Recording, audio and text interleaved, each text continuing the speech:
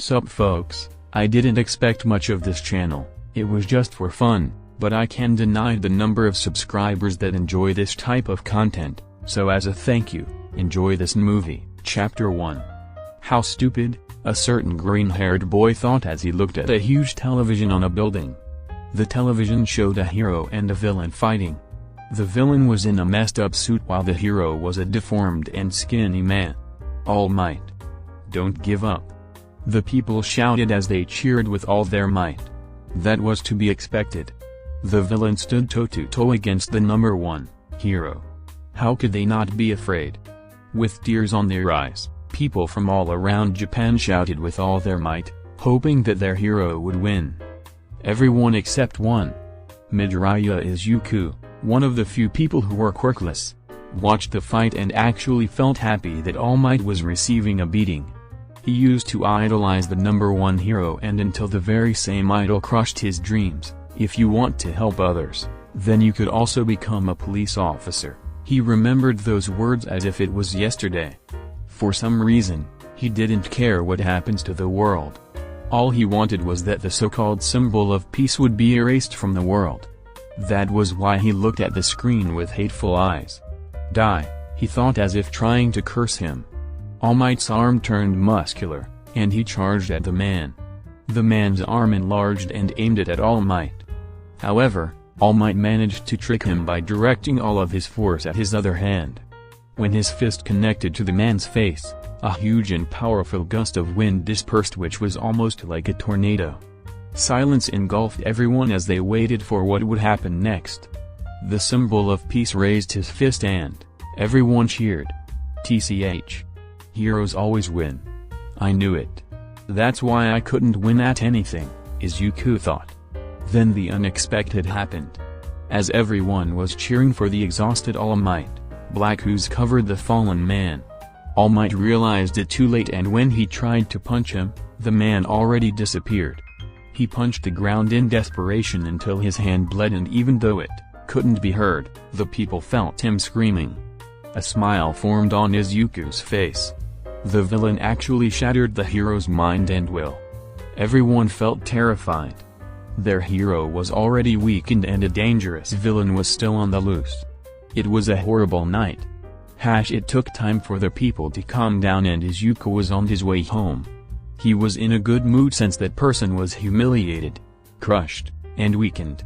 How he wished to hear All Might scream. He bet that it was the same scream his heart made when he heard that he couldn't become a hero. Izuku hated heroes and quirks. His childhood friend was a nice person until he received a powerful quirk. And when Izuku's quirklessness became known, he became a target of bullying from his childhood friend. And that same childhood friend received praise for his powerful quirk from heroes, which made him aspire to become one. Society ignored the weak like him and praised the strong like his friend. He then heard a sound from an alley. Izuku looked, and there was a shift in the shadows. Is someone there? He asked. Suddenly, he felt an urge to go there. And then he noticed his feet were moving without his consent. Izuku saw what was there. Or more specifically, WHO was there. It was the same man who fought All Might. The man in the suit. The man who had a strange quirk. Hello, young one, he said in a weak voice. Instead of saying nope and running away, Izuku replied, hello sir. The man had no eyes and had a mask covering his mouth. If he had one. I sense hatred from you. Would you tell me why? He asked. And before he knew it, Izuku told him his life story. He told everything from the bullying to his anger at All Might to his wish that the villain would win. You wanted me to win? He asked. Yes. It's because I want to see All Might suffer. He once said that pros risk their lives to combat evil. I want him to lose his life doing that, Izuku honestly answered to his surprise. I'll be honest, young man. I've been using my quirk on you to know your intentions. I felt strong hatred in you and thought you might be suitable to continue my will. Your quirk? I thought your quirk was shooting those shockwaves. The man chuckled. I have multiple quirks because of my main quirk, All for One. All for One allows me to steal quirks. That's Impossible, and yet here I am. It's the only thing that is keeping me alive despite my injuries. Izuku then paused for a while as he realized something. What will you gain by telling me this? He asked. I will die soon. My injuries are too much and this body can no longer support it. I want you to continue my will, and that is to destroy this society of heroes. To show that everything will be better under one powerful ruler. To prove him that everyone is equal against a superior being, the man said as he let out a laugh. He then coughed. Izuku couldn't believe it. The very man that brought All Might to a corner was offering him unimaginable power. The power to destroy the world was being offered to him. You are all for one, right? I'm Izuku Midoriya. I'm sick and tired of this world. Sick and tired of heroes. Sick and tired of people. I will continue your will, Izuku told the man. The man used the remaining of his strength to conjure a knife. My quirk is an evil one. As one of the 10 commandments of the Christian religion states, thou shalt not steal, and yet my quirk steals the identity, the very thing that makes a person, their quirks. And the only way to pass it down is to kill me, All for One explained. Kill you? Then wouldn't All Might get it? Izuku asked. No. I must willingly be killed. I know my quirk very well as I've lived for decades. Now you will hold this valuable quirk and do your job. Izuku took the knife from the man's hand and got close to him. He positioned it around his neck. You can become a villain, and with those as his last words, All for One had his throat slit. Chapter 2. Hatred, a powerful and dangerous feeling. The very same hatred was in Izuku's heart. I'm sorry, Izuku. Take a swan dive off the building. You could also become a police officer. He had enough.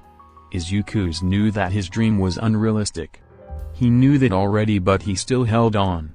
Until his idol, the idol he loved very much, dealt the final blow to his heart. All of his anger and frustration were directed at All Might to the point it turned into hatred. And then hatred corrupted his heart. He hated his childhood friend, he hated his classmates, and he hated the society which shunned the weak. And now he had the power to crush that society. All for One was in his hands. He now had a quirk and he knew how to use it as if it was there the whole time. The power to steal and the power to give. Much like its name, everything was for one person. All quirks will be Izuku's. The question was, what quirk should he take first? Apparently, the only thing that was transferred to him was All for One. The man's other stolen quirks died with him. Izuku grabbed the knife which he used to kill the man. It then dawned into him. He actually killed a man. Even though that man was a dangerous villain, Izuku still killed him without hesitation. What did I do? He asked in horror. He ran towards his home. Izuku. Have you seen the TV? It's All Might. His mom was cut off when he waved his hand. I know, Mom, he told her and ran to his room. Izuku took out the knife and stared at it. A certain feeling emerged in him. The feeling of responsibility weighted him. He took a man's life and swore he'll continue his will. Izuku didn't know what he was thinking at that time which made him agree. However, he didn't find it too bad. Destroying the society of heroes which he hated would be nice. Lying on his bed, he thought of how he should plan his move. He already accepted the responsibility and the man trusted him. He closed his eyes and felt that he only had one quirk, which was All for One. The very first thing he had to do was to get stronger, which meant he must steal quirks. Then another problem arose. How could he steal quirks? He already knew how to steal quirks, but how can he make a person's quirk allowed to be stolen? It was no use thinking about it, so he decided to get out of his house and decided to walk around, watching for any prey he could use. And then there was one. A drunken man sleeping on the road. Izuku looked around, and when he was sure there was no one, he dragged the man to the alleyway. Who are you? The man asked. Izuku looked at him coldly. He touched the man's head and breathed deeply, which confused the man. Then, indescribable pain engulfed the man. He felt that his skin was being peeled, His body was being burned, and his innards being turned to mush. After a few seconds of pain, he felt normal again. What did you do?" the man asked. Izuku took out the knife and the man paled. Judging from his suit and the handbag he was carrying, the man looked like an office worker getting home from work. He was probably invited to drink by his boss. Please don't," the man pleaded when he saw the knife. Izuku knew he couldn't let the man live. If he was right, then the man would be quirkless and news of a man becoming quirkless would spread fast. He wouldn't want that, especially if he was quirk hunting. This was the only way for his vision to come true. The man might have a family waiting for him. An angry housewife, a child, and maybe even a dog or a cat would be hoping for him to return at their doorstep. And Izuku was going to take it all away. Would he really do it? Would he be willing to do it for a stranger's ambition? For his ambition? Izuku swung down the knife. The answer was yes. He left the scene and walked towards an empty lot. The green-haired boy concentrated and identified the quirk he stole. Quirk, ray gun. The user can shoot concentrated beams of energy from his fingers. This made Izuku smile. He got a decent quirk. He pointed at a can that was a few meters away and shot a beam. The beam exploded on impact, which damaged the can. Izuku wondered why the man didn't want to be a hero despite a quirk like this. But it was no use wondering about what the dead was thinking. It was his second kill and it was all for getting power. Izuku knew he wouldn't be able to stop soon. He must continue on getting stronger and stronger so that he will become powerful enough to overthrow this society of heroes. But until that time comes, he decided to come home and rest for the night. #Toshinori. Keep calm, a short old man told a skinny man. This is the second time he escaped me. All because of my recklessness. He must be out there, plotting his next moves as we speak, All Might said. With those injuries, I doubt he'll be able to survive, and if he does, he'll be in no shape to fight you again. You saw how his body deteriorated. I doubt he'll appear anytime soon. That's why you must train your successor so that when All for One returns, he'll be ready, Gran Torino replied. All for One was immediately found after a city-wide search. He was found dead in an alley. The entire populace was relieved to know that the villain died. However, All Might couldn't help but feel uneasy. After all, the cause of death wasn't a punch but instead, it was a slit on his throat. All Might didn't know why there was a slit there and what purpose it served. His intuition told him that the war between All for One and One for All wasn't over yet. Relax, Toshinori, Gran Torino said. But I find it strange too, but we might be overthinking things. But that doesn't mean you will take it easy against your successor. Who knows what evil is out there now that All for One is gone. You're right. During the same day, another murder was reported. A man was murdered in an alley with a stab wound. Sadly, there were no witnesses and there appears to be no motive in killing since his money and important documents were intact. Izuku watched the news as he ate his breakfast. Oh dear. First that strong villain and now a murder? Inko asked. Yeah. Heroes are becoming incompetent, Izuku said and hid a smile. Chapter 3. It's been a few weeks since Izuku received All for One and he has been using it frequently. Every night, he would be quirk hunting. Prowling in the dark, he would watch for any unguarded men, mostly salarymen and drunken office workers, and then immobilize them. After that, he would take their quirks and proceed to killing them. This hasn't gone unnoticed as more and more victims fell to Izuku's hunt. A few newspapers already featured the killing spree and already suggested that there might be a serial killer on the loose. Although there hasn't been an official statement from the police, a lot of rumors were floating around. Wives feared for their husbands and children didn't want to leave their father's side. All of these woes and cries fell on Izuku's deaf ears. He didn't care whether he caused grief for many people. Izuku even attended his neighbor's funeral who was his victim a few days prior. And since he was a quirkless nobody, No one would even suspect him of being the one who killed them. His heart already became numb and cold. However, Izuku ran into a problem. All of the quirks he stole were not that useful. Superior senses, danger detector, adrenaline rush, and ray gun were the only useful ones he got, but they are not that good in combat. His other quirks were useless, such as flexible fingers, light show, and flare. He understood why the people he killed were just simple citizens. If they only had the quirk to become a hero, then they would have become one. I need to step up my game, Izuku told himself. If civilians didn't have strong quirks, then he shouldn't bother stealing them. After all, what was the point of stealing from the poor?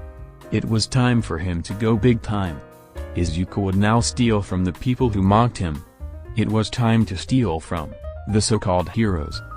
The police and some heroes were in a conference room. On the table were files and photos of Izuku's victims. What makes you say that the culprit is the same in all of these murders? A pro-hero asked. According to the autopsy, the knife wound they received all indicated that they were from the same type of knife. And since they were all found murdered in the same area, it would be logical to think that one person did this, the investigator said. Or maybe there's a cult that uses the same knives in carrying out murders, another pro-hero added as a joke, to which no one laughed. But the problem we have here is the motive. It isn't just robbery, since all of their belongings and money was untouched. We also couldn't find any connection between the victims, aside from they all come home late, the investigator said. Maybe it's an indiscriminate attack? What if the culprit is hunting? A female pro-hero asked. Now that's creepy. You're saying that there's a psycho out there who hunts people for fun? The first pro-hero asked. We also came to the same conclusion. There's a chance that the culprit is hunting and Mujutafu is his or her hunting ground. He or she might be hunting indiscriminately or maybe aiming for something, the investigator replied. Maybe he or she is hoping to spread fear or is getting revenge against society. I have faced many villains who think like that, a pro-hero told everyone. We also noticed something. The culprit only attacks at night and when there are no witnesses. Also, the culprit attacks lone people, walking, and according to autopsy, most of the victims were drunk at the time of their death, the investigator said. How's that supposed to help us? We believe that the culprit doesn't have a strong quirk. If he or she is just targeting off-guard and lone individuals, he or she must not have a quirk that is suited for battle. However, that is just a mere speculation, so I advise you to be careful, the investigator said. What should we tell the public? Sooner or later, they'll ask questions about the murders. The media is already adding oil to the fire by spreading rumors of a serial killer. If this continues, the public will panic, a hero asked. That is why we must resolve this quickly. We have a press conference 3 days from now, and that's the limit of what our public relations officer could handle before the media storms in and asks questions. After all, serial killers are a hot topic for the media, the investigator answered. Everyone in the room silently nodded. Everyone. The only leads we got are, our culprit is in Mujutafu, he or she uses a knife as a weapon, he or she hunts lone individuals, and he or she may have a weak quirk. Be careful in your investigations. The police will also do their part, the investigator told everyone, and with that, the meeting was dismissed. A hero with a black leather jacket and a black hat was drinking tea. He sat down and thought about the meeting. He was the bizarre hero, Cho-Cho. He was approached by a fellow pro-hero, a girl with green hair and yellow eyes. She was the plant hero, Wild Ivy. A serial killer, huh? This was probably due to All Might's downfall, Wild Ivy said. Yeah. And to top of it all, none of the strong pro-heroes are on this case. It's up to us to go against a serial killer, Cho-Cho replied.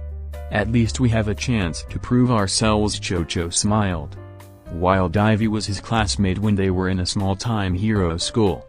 They struggled hard and after a few years, they became independent. The world of heroes was tough. One had to be popular and at the same time, be strong. Wild Ivy was beautiful and had a good quirk. He knew that she will be famous one day.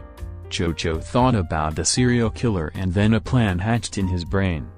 It was already late. Inko was already fast asleep and Izuku left his apartment. He conveniently had a sleeping quirk which made the victim go into deep sleep. It worked by dropping a white liquid produced by his fingers into a glass of water, and after a few hours, the person would feel drowsy and drift off to dreamland. That was why he could leave the house without any worries that his mother might wake up and notice that he was gone. He was on top of an alley, waiting for someone to come by.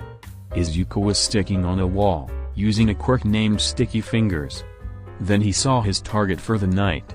A man in his late 20s was walking in a wobbly manner with a sake bottle on his hand. It was an easy prey for Izuku. After all, he just had to stab a drunkard, steal the quirk, and finish off the victim. He silently crawled down from the wall and walked up to him slowly. Then, his danger detector flared up. He managed to dodge in time before a spectral fist appeared and almost managed to punch him. Izuku was confused. The man was no longer wobbly, but instead, he stood straight. Also, a spectral being appeared beside the man. It had long black hair and was violet in color. With its muscular body, it intimidated Izuku a bit. Good grief. I can't believe that my plan worked on the first try. And I can't believe that the serial killer we've been after is a kid, the man said. Izuku was silent and cursed himself for being careless. In fact, he was careless enough to not put on a mask. You have nowhere to run. I'm stronger than you and I've seen your face. Even if you're underage, you will still face justice, the man said. Justice? Really now? Who's going to drag me then? Izuku asked in a deep voice. Who else but me? I swear on the name of the pro hero Chocho that I will put you to justice. Izuku used his ray gun and fired off a beam at Chocho. However, the spectral being blocked it and charged at him. Ose, the spectral being shouted and jabbed. Because of his superior senses, Izuku barely managed to dodge the fast jab. Go. Stand Platinum. Osa. Osa. Osa. Osa, the spectral being shouted as it jabbed. Izuku managed to dodge them all and shot off a beam at the spectral being. However, it wasn't even phased and continued attacking. He used one of his quirks, Smoke Release, and smoke covered the battlefield.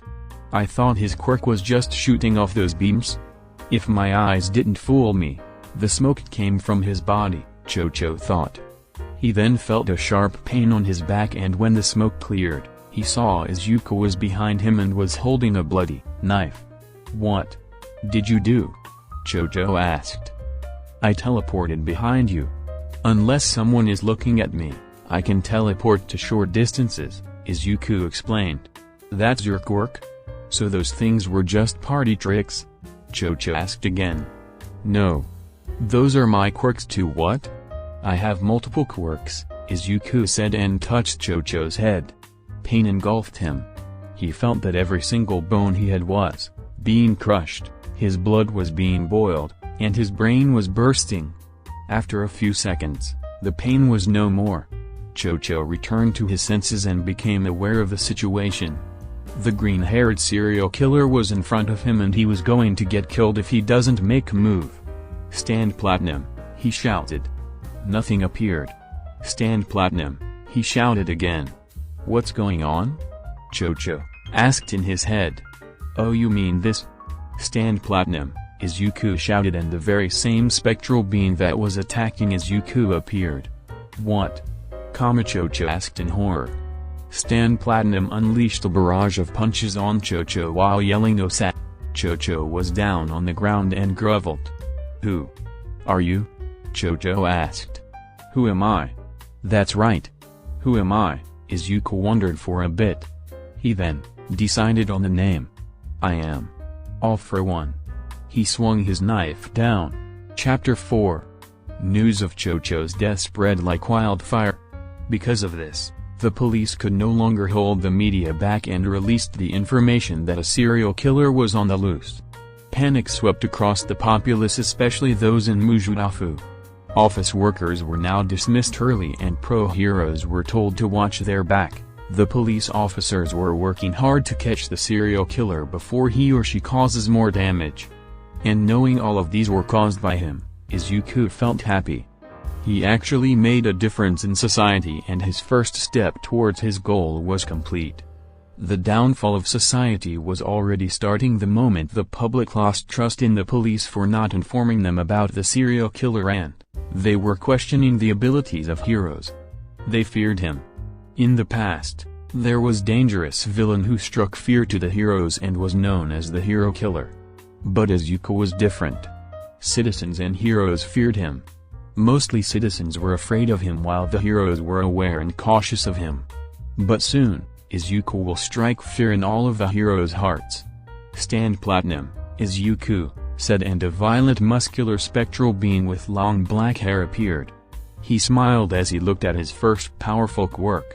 Because of All for One, he will immediately know the capabilities of any quirk he steals and how to use them.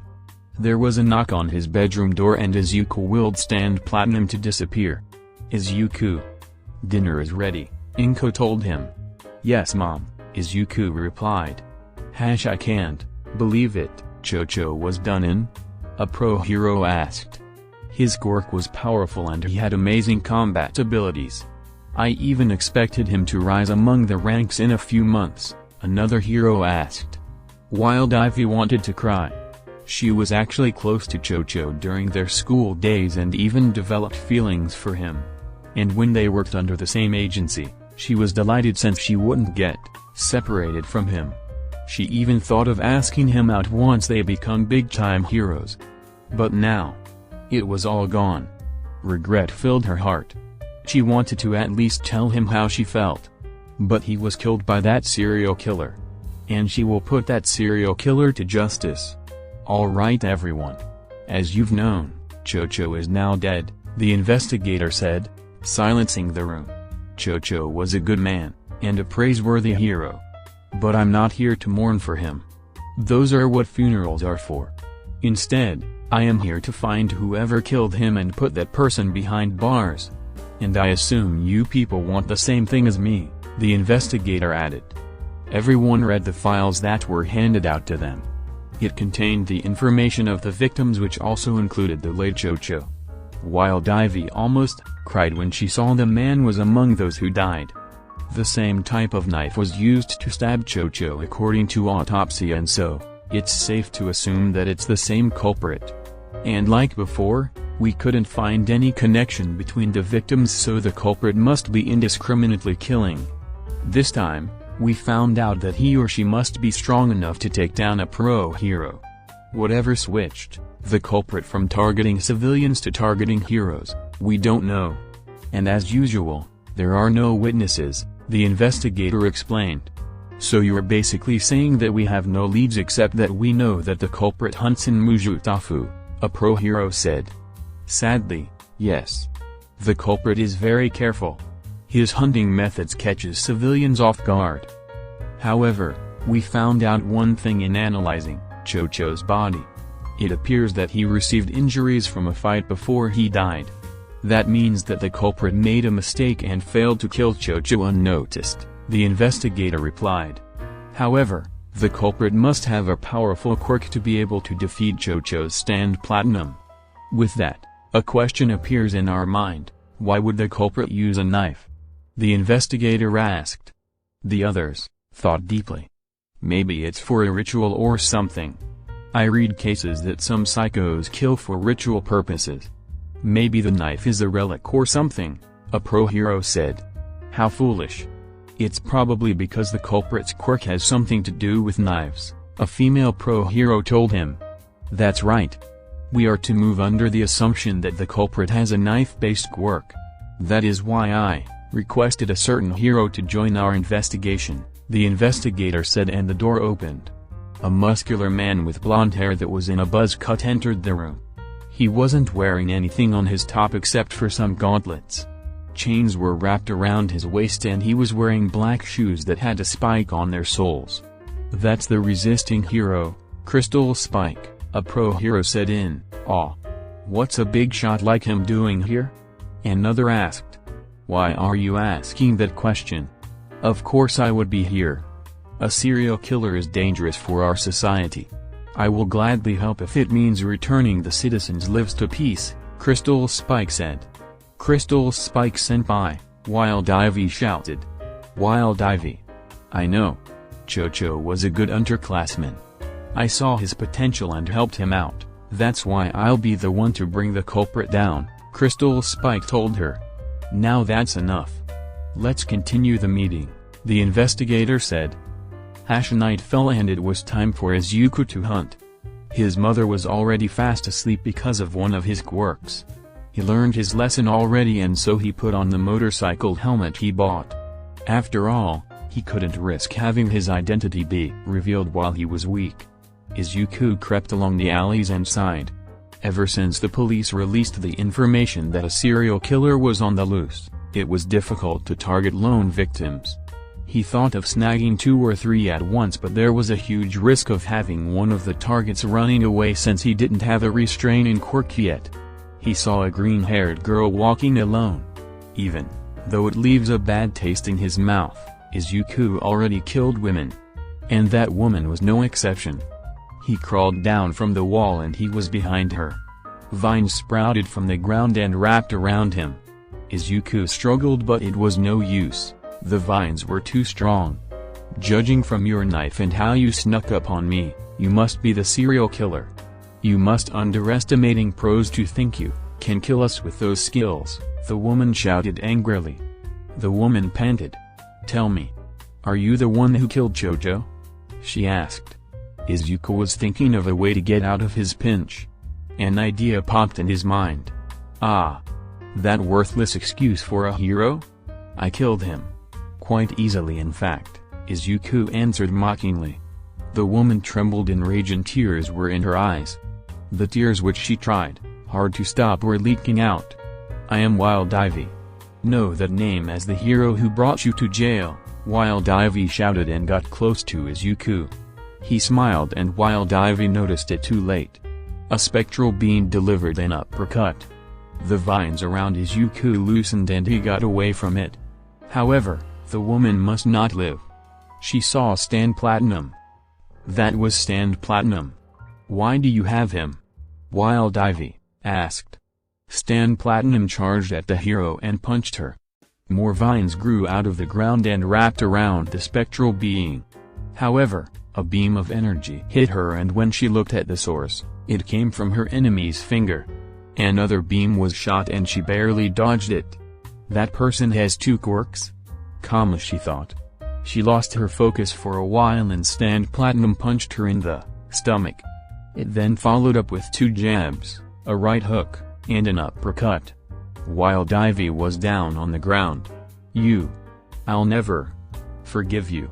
Someday. You will be punished. For your crimes, Wild Ivy said. Izuku touched her head. The next morning, Wild Ivy's body was found with a stab wound. Chapter 5. 2 more heroes died in the same day and the people were getting terrified.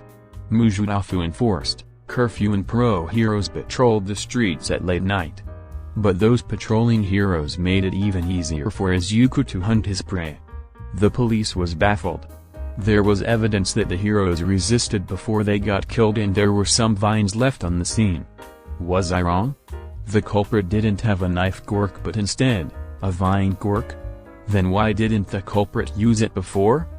Why did those vines appear when the culprit started killing multiple targets? The investigator thought. Investigator Eto was a 35-year-old man with black spiky hair and scruffy beard. He was in charge of the serial killer case. The case had gotten more and more attention and more heroes were getting involved. It wasn't the same as the hero killer. In recent cases, they found out that even villains were targeted. What's going? Eto asked as he was walking. He then bumped into a green-haired boy. Sorry, Izuku apologized. No. It was my fault, Eto also apologized and went on his way. Izuku looked at the man who bumped him. A police officer, huh? Now that I think about it. There are more police officers in Mujudafu. Heroes can also be seen all around. I guess I'm getting a bit of attention now. Should I be worried? Izuku thought. Meanwhile, a man with blonde hair was staring at an old picture. It was a picture of him, a green-haired girl, and a black-haired boy. Despite that they were from different grade levels, Crystal Spike, Wild Ivy, and Chocho were good friends. Now that his friends were gone, his desire for vengeance swelled inside him. He would catch the killer and bring peace to his friends. Crystal Spike walked outside his agency and patrolled the streets, hoping to find any clues. He went to every alley and street the attacks occurred. It was all too random. The places were too spread out. It was as if he was getting further and further. Does the culprit have a means of transportation? A motorcycle maybe? But there were no tire tracks at the crime scenes. According to investigations, the culprit has a vine quirk. What if those vines were left behind to confuse the investigation? That's too stupid. I'm getting nowhere, Crystal Spike thought. Are you okay? A voice behind him asked. Crystal Spike turned around and saw a green-haired kid with freckles. Somehow, he felt calm around him. It's no problem, kid, Crystal Spike said. If you want to talk about it, I'm not that busy, the boy offered. They were both sitting on a park bench. The sun was already setting and they were drinking canned tea. It's just that I want revenge, you know? It doesn't sound hero-like, but I want my friends to be at peace, Crystal Spike told the boy. I see. It must be tough. I couldn't imagine losing my friends, the boy said. I know it's part of being a hero, but it still hurts. I don't regret being a hero, but sometimes I don't want any of these terrible feelings. How close are you to catching the guy? Crystal Spike told him everything about the investigation. Currently, they had no leads about the culprit except that he or she was based in Mujudafu. The culprit's quirk was also unknown, but it was assumed to be a vine quirk. Crystal Spike also told him the police's plan of hiring stronger heroes to help with the investigation. And what are your plans on capturing the culprit? The boy asked. Crystal Spike told him his patrol route and the time he will patrol. Thanks, kid. I feel better thanks to you, Crystal Spike thanked. No problem. It feels good to help someone who protects the peace of this city, the boy replied. And with that, Izuku left. He used free talk, a quirk that makes a person talk about their feelings and what was on their mind. Izuku stole the quirk from a salaryman who used the quirk to quickly rise up in the corporate ladder. The police wasn't on his tracks, so Izuku could relax. However, that didn't mean that he shouldn't be careful. And now, he had to erase the person who talked to him. Crystal Spike was actually patrolling at the same time and at the same place, just like what he told Izuku earlier. And luckily, he was all alone at a street where no one usually crosses. His partner in patrolling actually left for a toilet break, and since the park was far away, his partner would just catch up. This would be a good spot. According to reports, the culprit targets victims in empty alleys and street. Crystal Spike thought he heard something land behind him and felt killing intent. Crystal Spike saw a person wearing a black helmet and a green tracksuit. Judging from the culprit's broad shoulders, he assumed that he was a man. The culprit was holding a black knife. I hit the jackpot, Crystal Spike said and activated his quirk. His body turned into a tough crystal and grew spikes. Eyes filled with hatred, he charged at the culprit. He shot out Crystal Spike projectiles from his hands, but they stopped midair when they were about to him. His quirk wasn't a vine quirk? Crystal Spike asked in his mind. The culprit pointed his finger at him and then a beam shot off from it. Crystal Spike felt a sting when it hit him. Wait. He's got another quirk? Is he a hybrid? Crystal Spike tried to analyze. The culprit disappeared, and when Crystal Spike looked behind him, the culprit was there. Despite his hardened body, he felt a strong punch from the culprit. More beams of envy were shot at him, with each one getting stronger than the previous one. Spikes made of crystals were shot at the culprit, but like before, it stopped in midair. Giving up on long-range combat, Crystal Spike decided to get closer. The culprit accepted his challenge, and it surprised him. A violet spectral being that was muscular and had long black hair appeared. "No way. Stand Platinum," Crystal Spike muttered. His surprise left him wide open, and Stand Platinum delivered a right hook. He was shocked. It had the same appearance and strength of his friend's quirk. And if that wasn't enough, vines sprouted from the ground.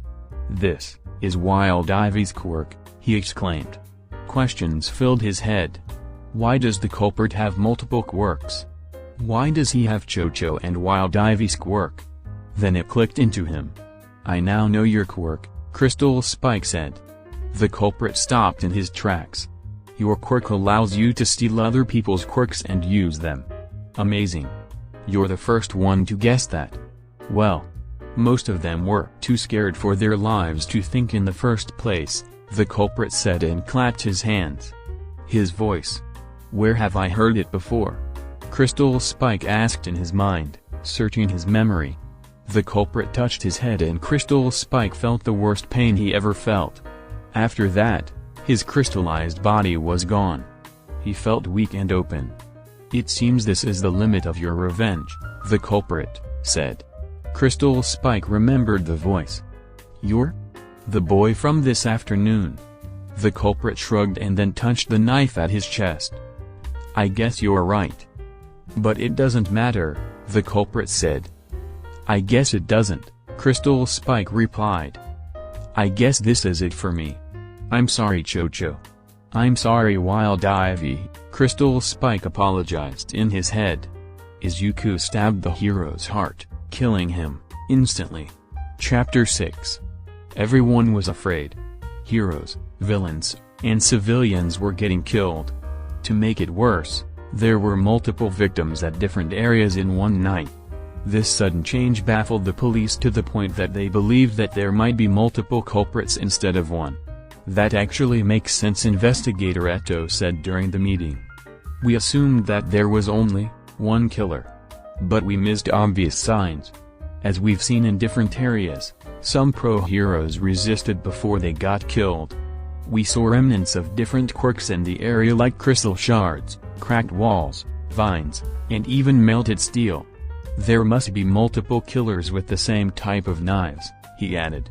"Wouldn't that make things worse? We now have to catch several people. And it would be dangerous if they are under one organization," a pro-hero said.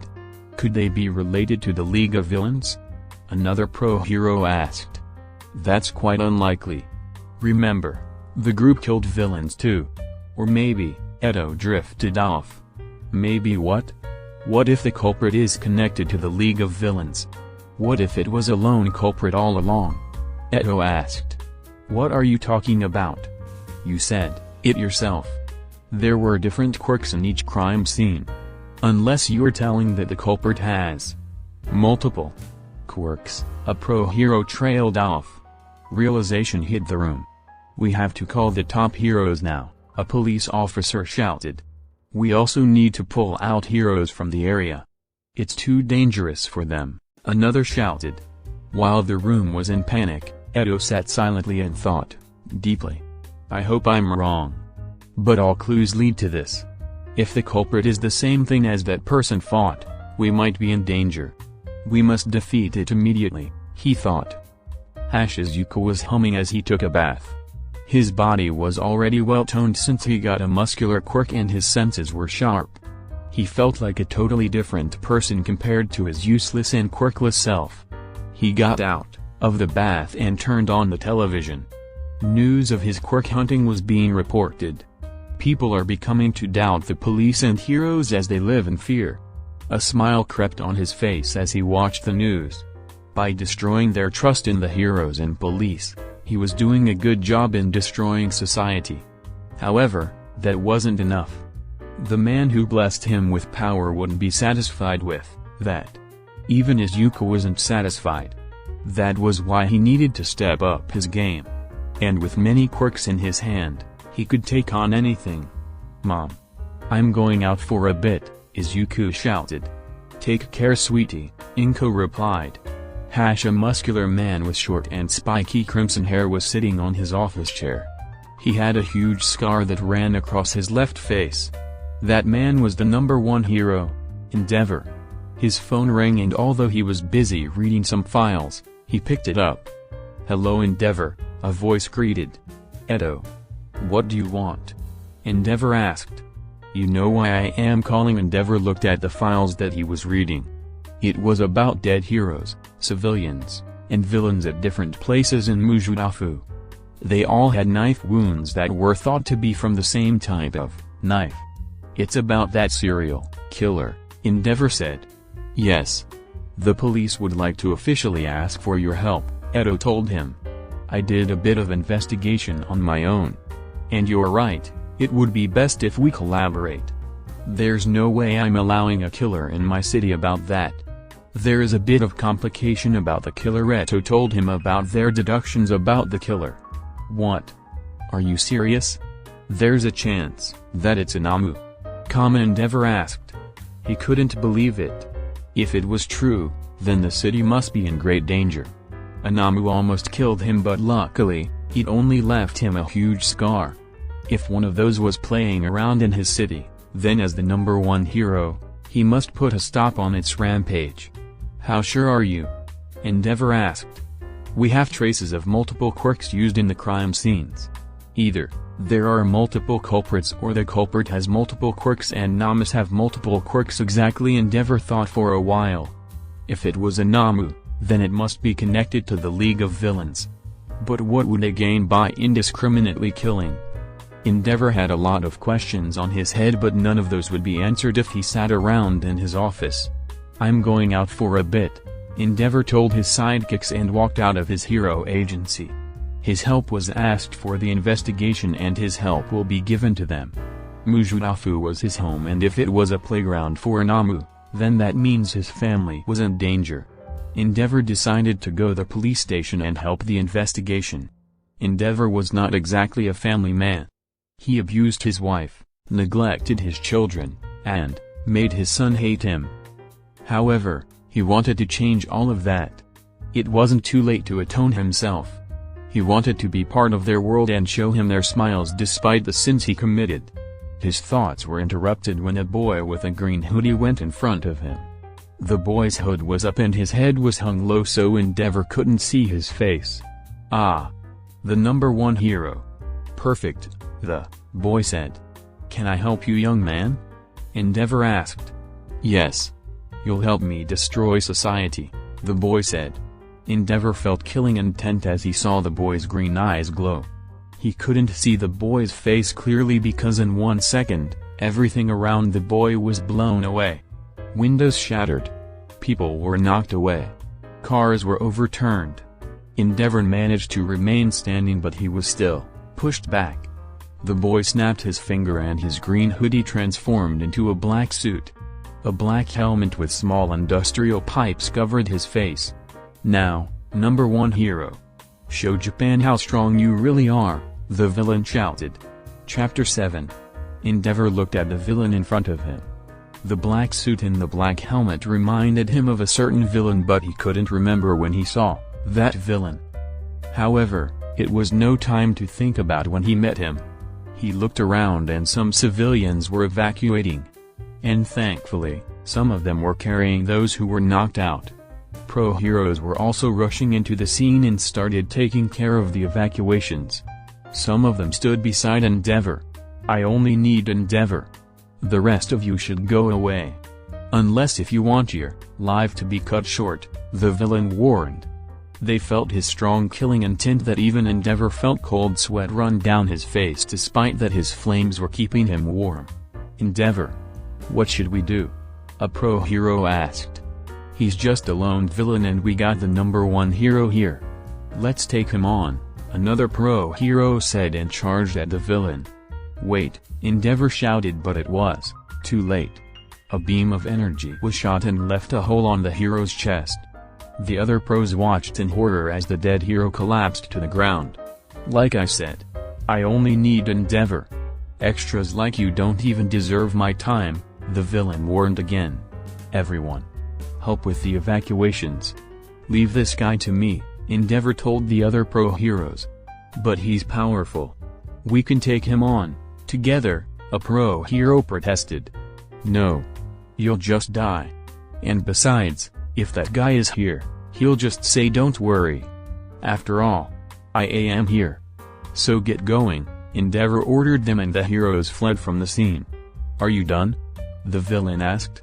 Yeah, your impression of All Might is shabby. I don't exactly care about an opinion of a villain, fair enough.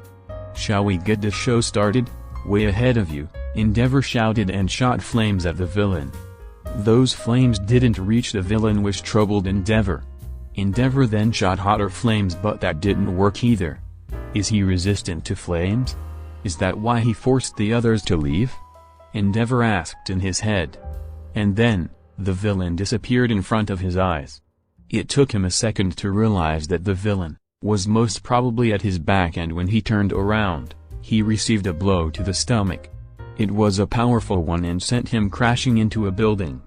Enhanced strength, impact slam, shockwave force, and crystal spike is a wonderful combination, the villain said as he looked at his fist, which was enlarged, green, and spiky. Endeavor coughed out blood and felt a warm liquid dripping from his stomach area. What was that? He shot a beam, he teleported, and then he had super strength? He thought as he got down from the building. Are you the one behind the killings? Endeavor asked. What makes you say so? The villain asked. The police believe that the culprit has multiple quirks. And you seem to fit the bill. Wow. The police actually figured that out? I'm amazed. Endeavor was on guard. His enemy had multiple quirks, and so, he must be careful. However, he still had one question in his mind. Are you an Amu? He asked. Those weird creatures with multiple quirks too? No. I'm 100% human. Let's just say I came across an amazing opportunity to destroy this society, the villain said. I see. I bought enough time, I guess. The civilians must be far away already. That means I can fight without holding back, Endeavor thought. That's what I want, the villain told him. What? I want you to fight me without holding back. That way, I can show this world that not even the #1 hero can stop me, the villain said and pointed at the sky. Endeavor looked up and saw a news helicopter hovering above them, reporting their fight. He then realized the weight of the battle. Defeat was not an option. Society was still in doubt, villains were still on the loose, and the citizens have no pillar to lean on. That was his job, to become the pillar that supported everyone, like what that annoying person used to do. And he would prove that he could be leaned on by becoming victorious in every fight. You'd better put on a good show, the villain shouted and faced his palm at Endeavor. A huge shockwave hit him and knocked him away. The road was damaged and cars were either blown away or exploded. The damage was huge as it covered many city blocks. Smoke covered the area. I wonder if that killed him, the villain muttered. Flash fire fist jet burn. A blast of fire hit the villain and left a burn on his chest. If it weren't for his resistance quirk, the villain would have been blown away. But that didn't help with the pain and heat he felt. Endeavor walked out of the smoke. Blood was dripping from his head and his costume was damaged. The shockwave was powerful and he knew that he couldn't afford to take on any more of those. Meanwhile, the villain was screaming in pain. The burn in his chest was too much for him to handle. If it weren't for his mask, one could see the tears forming in his eyes. He had been hunting heroes and always getting the advantage over them. They would panic if they found out that he had multiple quirks, and he had no difficulty in killing them. But Endeavor was a different case. He faced him directly. The pain you are feeling right now is nothing compared to the pain you dealt, villain, Endeavor said. So you're acting high and mighty now, huh? Then I'll show you real power, the villain shouted and he levitated. Black clouds were forming above them and the wind blew. Thunder roared and lightning flashed. Disappear, the villain said. Endeavor was struck by lightning.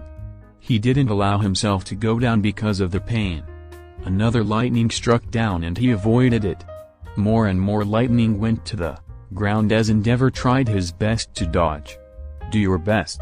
Number one hero," the villain said as he laughed at Endeavor's attempts in dodging. Endeavor couldn't fire flames at the laughing villain as he was too focused in dodging. If he had enough time, he would burn him. Having no choice, he stopped moving and aimed his palm at the villain. Lightning struck him but he handled the pain. "Flash fire, fist jet burn," he shouted and a blast of fire hit the villain. The villain crossed his arms in order to defend himself but he still screamed in pain. His arms were burnt and he was shaking. The lightning strikes stopped and Endeavor caught his breath. He was already feeling that his body was heating up. "You're annoying. But that's what I should expect from you, number one hero," the villain said. Endeavor was silent. Knowing that his enemy had multiple quirks, he had to be cautious. Who knows what other tricks he has on his sleeves. Thunderbolt and lightning. Very, very frightening. I wanted to finish you off with that but it would be very boring. And I still have lots of quirks to test out on you. The villain charged at Endeavor and threw a punch to which Endeavor blocked. He then grabbed Endeavor's face and dragged it along the ground. Endeavor tried shooting flames at the villain but it was in vain. The villain threw him upwards and lightning struck him. He formed a ball of energy in his hand and shot it at the falling Endeavor, causing an explosion. Smoke covered the area. Meanwhile, the people were horrified of what was happening. The number one hero was being beaten. His family was worried, especially his son, Shito. The battle with the Namu was just recent and now his father was fighting another strong villain.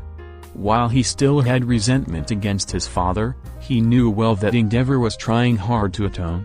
That was why he was wishing for his father to return home safely.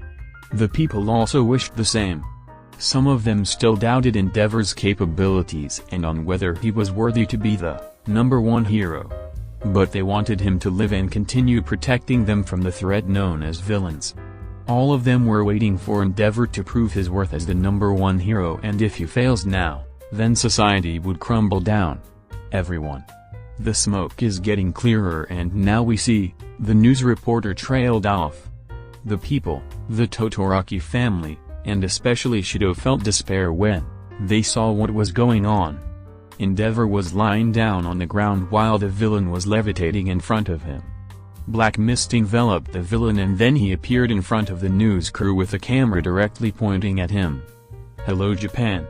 I am all for one," he introduced himself. Chapter 8. Hello Japan. I am all for one, the masked man introduced himself. Watching the television, All Might felt horror wash over his body. His sworn enemy was still alive. However, he noticed that All for One was smaller and had a different voice. Did he have a possession quirk? If he possessed a young man, then he's the lowest scum possible, All Might thought. You must be wondering. Why am I fighting the number one hero? The answer is simple, to destroy society. What if another number one hero would fall? Wouldn't this spread fear and despair? But I won't stop there, the villain said. The news reporter and the cameraman looked at him, petrified because of fear. I will kill heroes, villains, and anyone who will stand in my way. I will spread fear and despair across entire Japan and ultimately, across the entire world.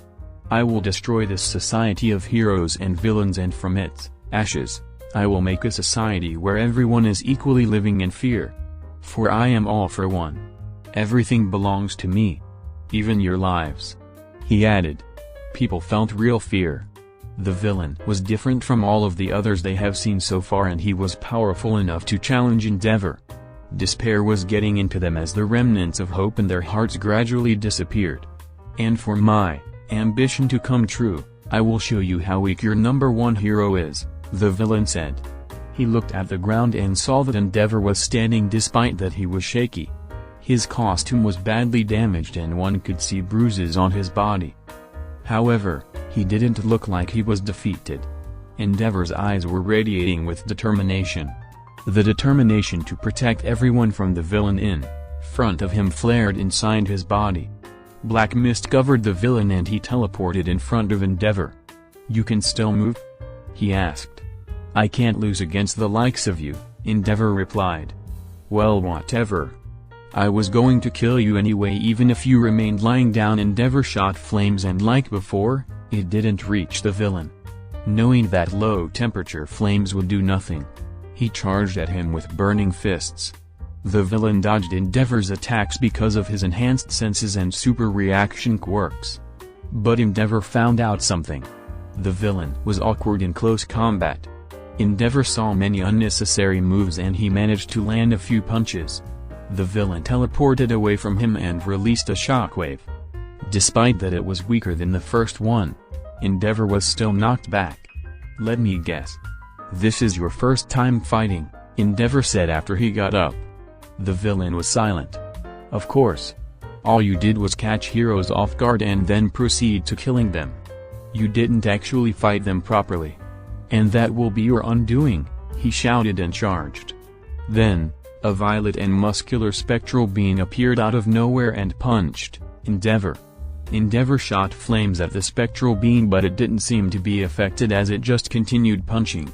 Flash fire fist flame melt, Endeavor shouted and large flames enveloped his fist. He punched the spectral being and it disappeared after being subjected to that much heat. However, he found out that it was just a distraction. The number one hero saw the villain was gathering energy in his left hand which was enlarged. Endeavor tried running towards him in order to stop it but it was too late. A huge beam of energy along with a shockwave hit him. The attack destroyed a couple of city blocks and even toppled some buildings. Did that kill him? The villain asked. As if to answer his question, a huge blast of fire hit him. The villain screamed in pain again. Running out of the smoke, Endeavor appeared and landed a punch on the villain's face which caused the mask to crack. I need to find out his identity. So that even if he retreated, he would have nowhere to run, Endeavor thought and raised his fist.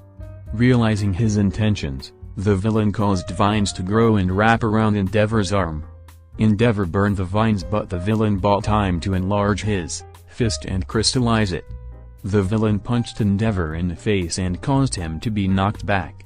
But the villain didn't stop. His other fist also became enlarged and crystallized with spikes and he continued punching Endeavor. Punch after punch, Endeavor could feel his consciousness fading. It's your fault. You're the one who made Mom. He remembered his son's words when he put his wife in the asylum. He still had to make amends. They haven't smiled because of him yet. That was why he had to prove to them and to the world that he would be the best hero. Endeavor grabbed the villain's hands and released hot flames. Despite being crystallized, the villain still screamed. Then, Endeavor felt something stab his gut. He looked down and saw crystal spikes lodged on it. He released the villain and the villain punched him, knocking him to the ground. You were tough. But it's time to finish this, the villain said. You're right. It's time to end this, Endeavor shouted and a huge pillar of flame surrounded him. The villain backed away because of the heat and he couldn't believe what he was seeing. Endeavor's body was completely surrounded by flames that only his eyes could be seen. Slowly, he began to heat up and even the villain was visibly intimidated. Enhanced resistance. Crystal spike body. Temporal protection. Resist flame, the villain shouted as his body changed. Prominence burn, Endeavor shouted and a flash of light engulfed the battlefield. The news reporter, the cameraman, and the people watching the television covered their eyes. And when the light disappeared, they saw Endeavor lying on the ground. And the villain was on his knees. The villain's suit was scorched, revealing serious burns. His helmet was still intact due to the temporal protection quirk he used. Endeavor sighed. He failed. The villain's footsteps could be heard as his tired body was lying on the ground. The villain then touched his head and he felt intense and indescribable pain. But he didn't mind that. He knew he was going to die. And all he had was regret. Sorry, Ray. I forced you to marry me just to fulfill my ambitions. I never saw you as my wife. You deserved a better man. Sorry, not so. I rejected you despite you trying to get my and Shido's attention. Sorry, Fuayami. I never granted your wish of a normal and happy family." He looked up and saw the villain raising his knife. "Shito. I could list all of the things I have done to you, and I know I can't undo all of it by saying sorry. I was selfish and I still am for wanting to be part of your lives again. I haven't seen you smile yet. So, if there's a God out there, I wish that you would still be my family in the next life." The knife stabbed his heart, and the life of the man known as Todoroki Anji came to an end. Chapter 9. Izuku groaned in pain as he was in the shower. The burn marks in his body didn't heal yet, and it stung when the water came into contact with his burnt skin. He underestimated Endeavor. Endeavor's last attack was too powerful that most of his body was burned. Even though he had a self-healing quirk, it would take time for him to be fully healed. He got out of the shower and put on some clothes. Using an illusionary quirk, he hid his burn marks and walked to the living room. Izuku looked at the news which was being shown on the television. "We are currently suffering the loss of the #1 hero, Endeavor. In his short reign of being the #1 hero, he managed to deal with difficult cases. But this time, he lost against the mysterious villain named All-for-One, who, for a few days already, haven't made his move. Here we have an official statement from the police," the news reporter said as the camera shifted to investigator Edo. "Currently, we have identified All-for-One to be a person who has multiple quirks. As seen from the footage of the battle between him and the late Endeavor, he had different quirks such as manipulating the weather, shooting, shockwaves, and super strength. Because of this, we advise heroes and the public to be alert always. Heroes should avoid confronting the man alone and focus on retreating and getting help. We are doing everything we can to identify All-for-One and put him behind bars in order to give peace to the Todoroki family and to his other victims," he told the media. "How are you planning on defeating someone who stood toe-to-toe against Endeavor?" According to the heroes who witnessed the fight, All-for-One easily killed one hero who recklessly charged at him, a journalist asked. "We are working on countermeasures against him. So far we are trying to contact not only Japanese heroes but also foreign heroes to face against him. If one man is not enough, we will bring Earth's mightiest heroes against him," Edo answered. All-for-One suddenly attacked Endeavor in broad daylight. Is spreading fear all he wanted to do, or do the police think that there is an ulterior motive? Another journalist asked. "We cannot say for sure. So far, we believe that he fought and eventually killed Endeavor just to make his presence known to the public," Edo answered. That statement caused other journalists to rise up and ask more questions. Izuku just smirked at their theories. How foolish, he thought. He remembered a memory of the man he hated. After being told to give up on his dreams, Izuku was on his way home. He had known it all along, but he refused to accept it. Now that his idol told him, he had no choice but to accept it and think realistically. Then an explosion occurred nearby. Izuku immediately ran to the scene and was horrified of what he saw. The slime villain that All Might supposedly captured was suffocating a person.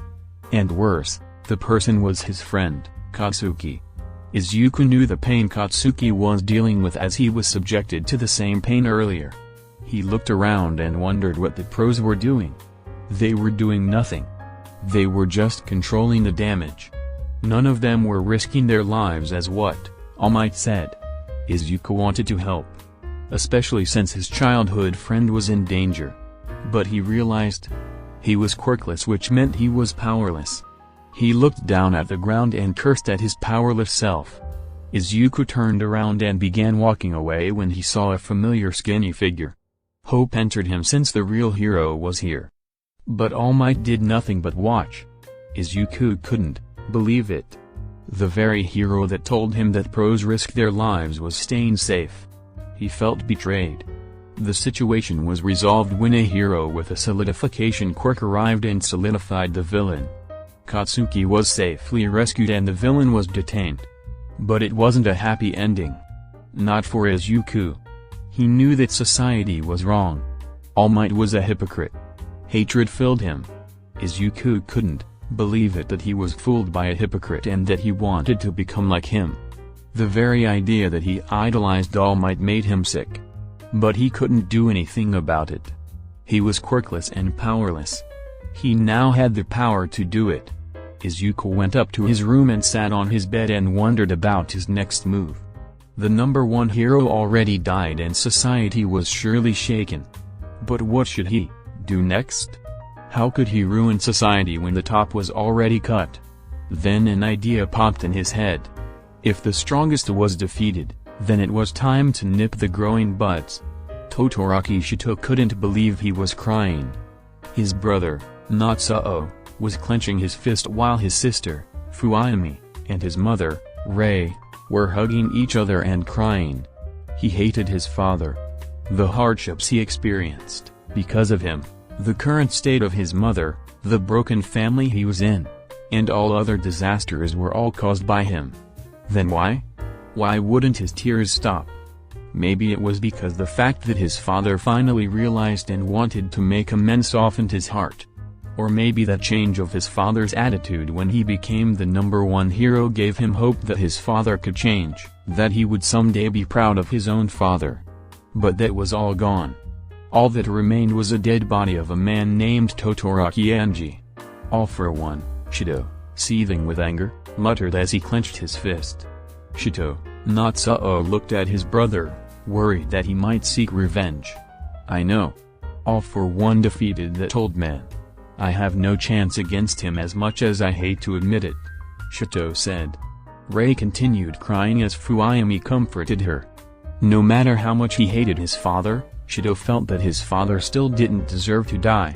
His father was asking for a second chance but didn't get it. Shito sighed and wiped his eyes. If his father would see him being weak, he would beat him up. But that was in the past.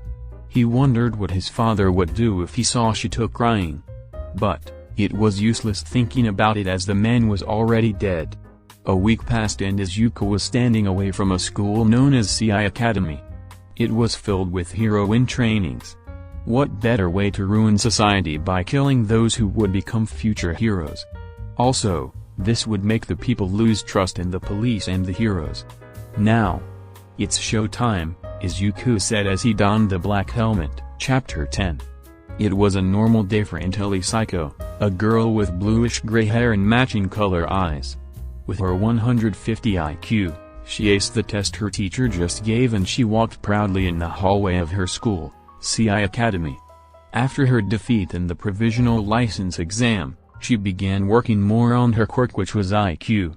Her quirk enhances her intellect temporarily after consuming tea and closing her eyes to think. She was testing on what brand of tea would enhance her IQ the best and she kept on devising countermeasures against villains with unknown quirks. It was a peaceful day as she was greeted by her classmates and teachers. Being a natural leader and a top student, she gained respect and awe from students across all year levels.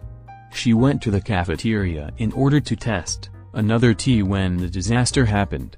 A loud explosion occurred nearby. It shook the entire cafeteria and Intelli immediately drank tea and closed her eyes. Thousands of possibilities ran through her mind. Judging on how close the explosion was, she deduced that the school was being attacked.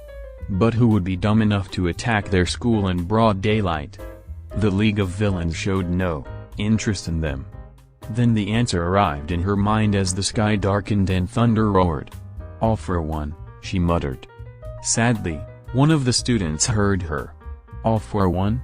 The student shouted, which caused others to panic. What is he doing here? I don't want to die. Before the students could run, a flash of light entered Intelli's eyes and then she felt pain across her body. It took some time before Intelli regained consciousness and got out of the rubble. She saw her upperclassmen fighting against All for One and getting slaughtered one after another. Occasionally, he would grab a student's head and then kill him. She wondered why he would do that, but it wasn't the time to think about it. What matters the most is what she could do now. She looked at her bag and saw canned tea. It was the best brand she had so far and it was convenient since it was in a can. She opened it, drank it, and closed her eyes. She paled. No way. Out of the million possibilities, there's no way we could win? Intelli shakily said as her knees fell on the ground. If Endeavor couldn't win against All for One, what could heroes in training do against him? However, she tried to cling on hope and prayed to whatever gods out there as she hid behind trouble. It was disgraceful to hide against a villain, but it was the only logical solution if she wanted to live. And with fear on her mind, she knew that only a miracle would allow her to make it back home alive. Meanwhile, students were one by one killed. The courageous upperclassmen tried fighting, but they were still killed in one blow. All for One was getting bored. It was nothing like fighting Endeavor or even fighting normal heroes. But that was to be expected since they were just heroes in training. He used beams, explosions, lightning, fire, crystal spikes, and shockwaves to kill fleeing and fighting students. One by one, students died as they screamed. Some of them were on the ground, watching him helplessly as they were mercilessly slaughtered. Should I be really doing this? A thought entered his head. All for One shook the thought of his head. It was society's fault, not his. That was why he had to bring retribution. Besides, he already robbed many important things. He was going to hell anyway, so he had to do what he can while he was still alive. The pro heroes arrived. Mount Lady, Headshot, and Camu Woods went to the scene along with some pro heroes. All for One was happy because he was getting bored of massacring students. "You monster," Mount Lady insulted All for One, and she turned into her giant form. "Mount Lady, stay calm. That man killed Endeavor. We must be cautious," Headshot warned. Headshot is correct. That man is like an intelligent Namu. He has multiple quirks and a cunning mind. He is on a whole new level compared to the ones we fought before, Camu Woods added.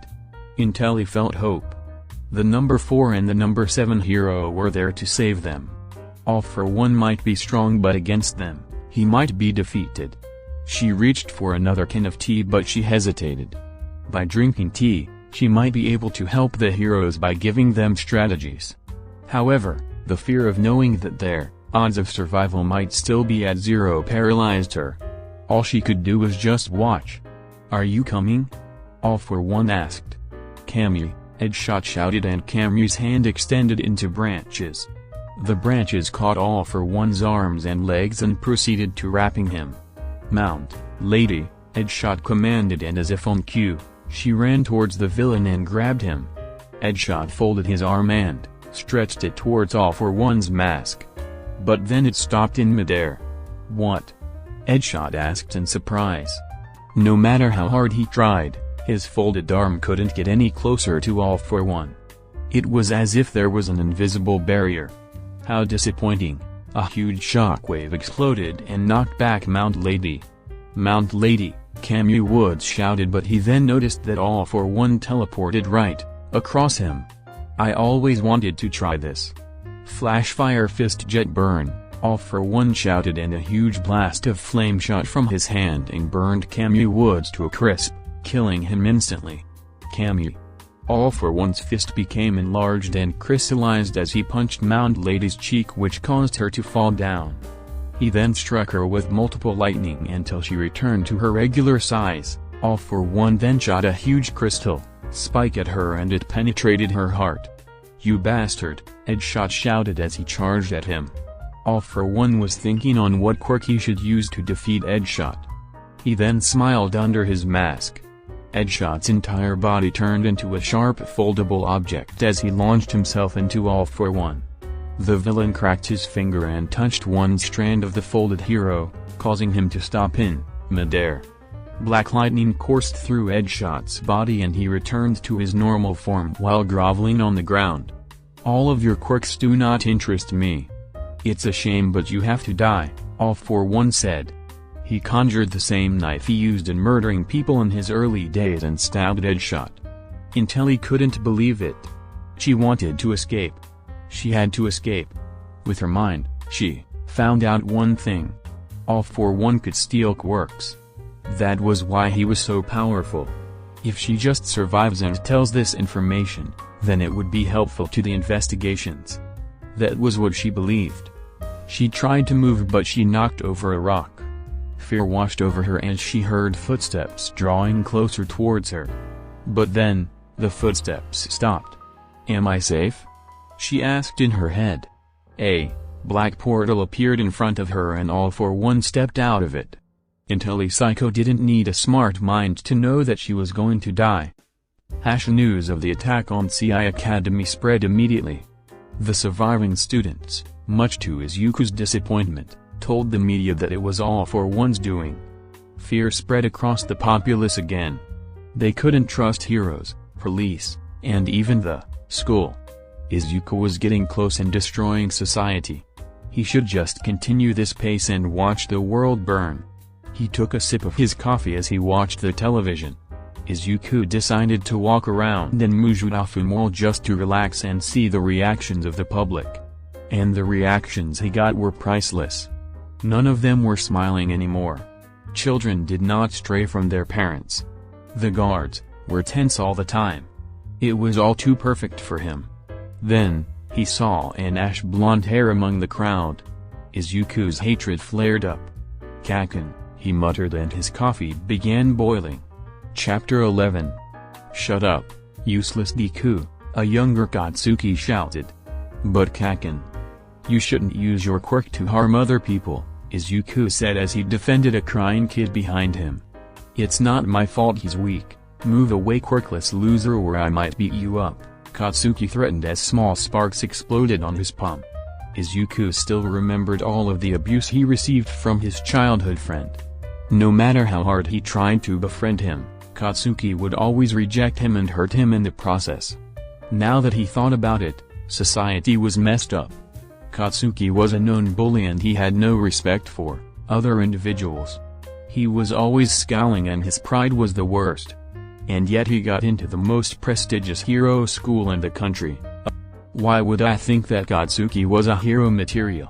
Izuku didn't understand that. Maybe it was time to test it and see whether he could be a hero. Izuku walked up to Katsuki and then his clothes transformed into a black suit and his signature helmet masked his face. Katsuki felt a tap on his shoulder and when he turned around, "Hey," All For One greeted. He immediately recognized the man who approached him. Before Katsuki could react, a huge shockwave spread out and he was the only one unaffected. The lights of the mall went out, the stall's window shattered, the people were injured, and there were a few flames here and there. All For One, Katsuki managed to say. "Hello, Cock." Bakugo Katsuki was feeling cold. He had the provisional license to take care of the villain but somehow, he couldn't move a muscle. Was it fear? Was it because he knew that he couldn't hold a candle against the man who killed Endeavor and destroyed an entire school? "What do you want?" Katsuki asked calmly. He had to distract him. Anytime soon, the pro-heroes would arrive. It was foolish for him to try and fight a powerful villain alone even though he hated to admit it. Katsuki could feel the difference in their power just by being in All For One's presence. "I saw your performance at the sports festival. Quite amusing to see a first placer to not be satisfied with his performance," All For One answered. "It's because that half bastard held back, I see. You wanted to prove yourself, right? You want everyone to see that you are a worthy hero." Katsuki didn't like where the conversation was going. All For One pointed at the fourth floor of the mall. A woman was dangling from the edge of a damaged railing and pretty soon, she would fall. "Now, hero. Prove to me that you can actually save lives," All For One said and snapped his fingers. It took a second for Katsuki to react and launch himself into action. The woman was falling and he put all of his effort to go faster in order to catch her. But he didn't reach her. The woman fell with a splat which Katsuki couldn't forget for the rest of his life. He knelt beside the dead woman and All For One teleported beside him. Poor woman.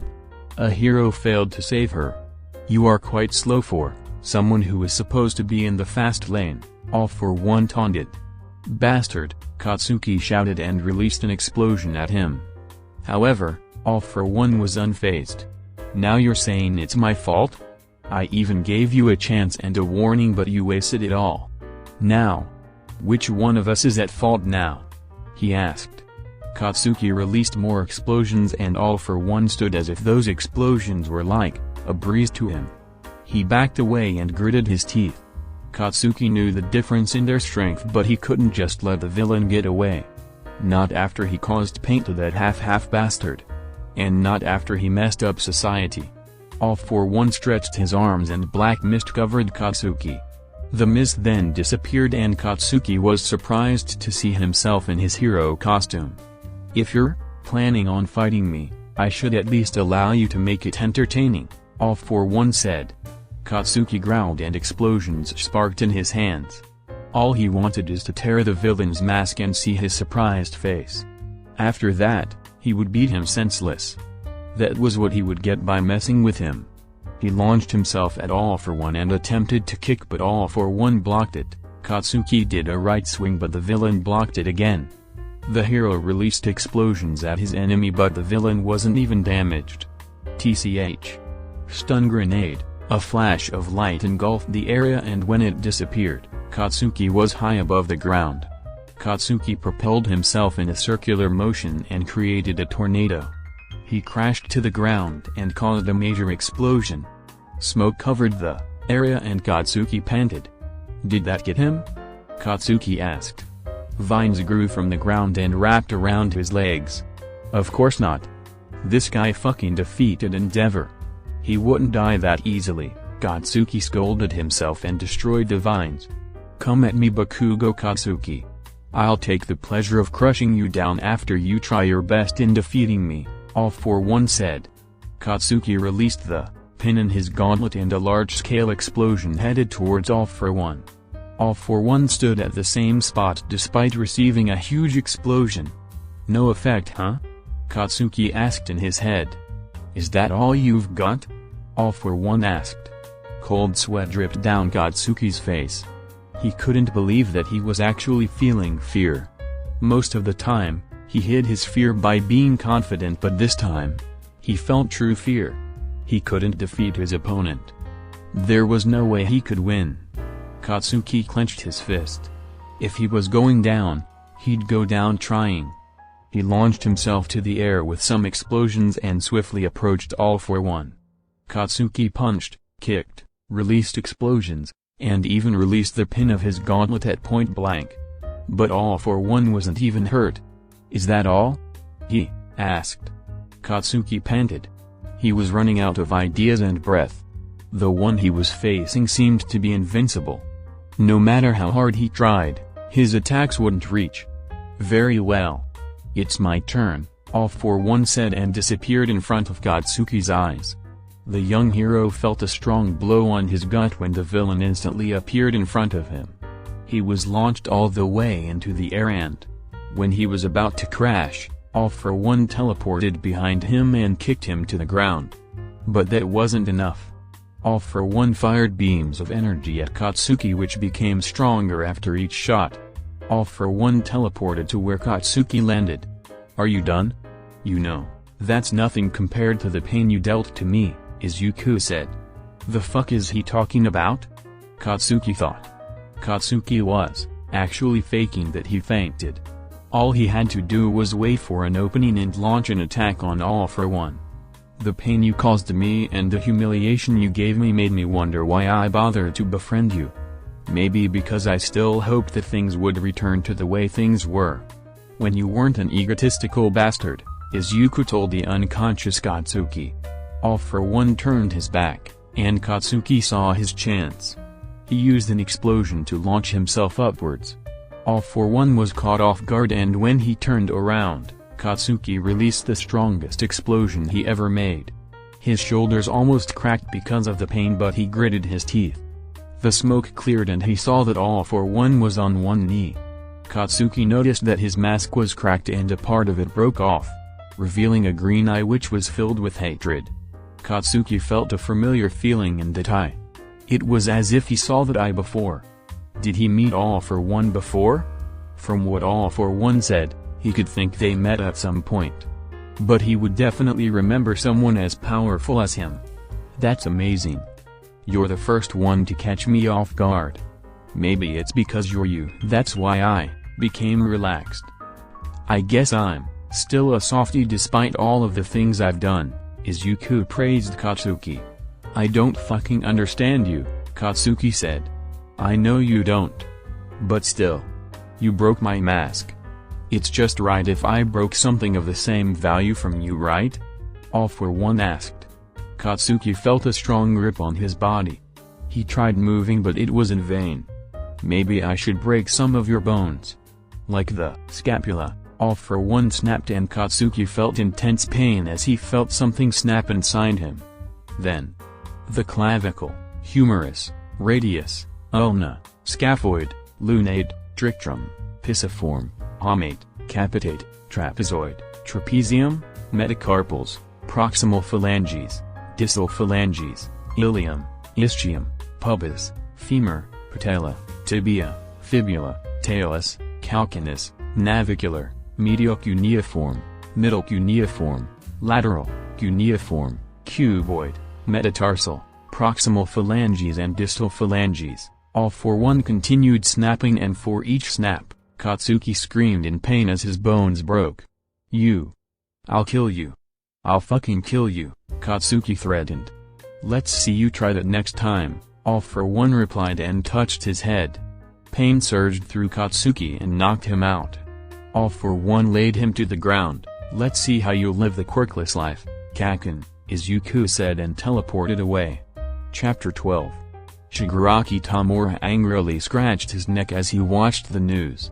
The fake All for One attacked a mall and heavily injured a student. He couldn't forgive that. First, that imposter took his master's name and then attacked a student from their targeted school. It was too much of a mockery for him. That imposter must be picking a fight against the League of Villains. Sensei. This man is insulting you, Shigaraki muttered.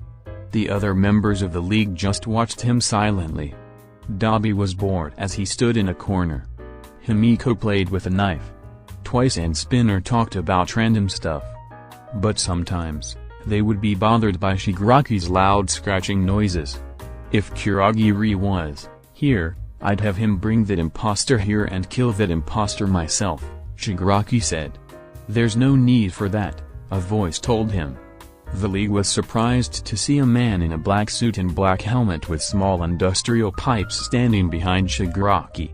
Shigaraki reacted in time and reached for the man's mask but vines sprouted from the floor and wrapped around his body.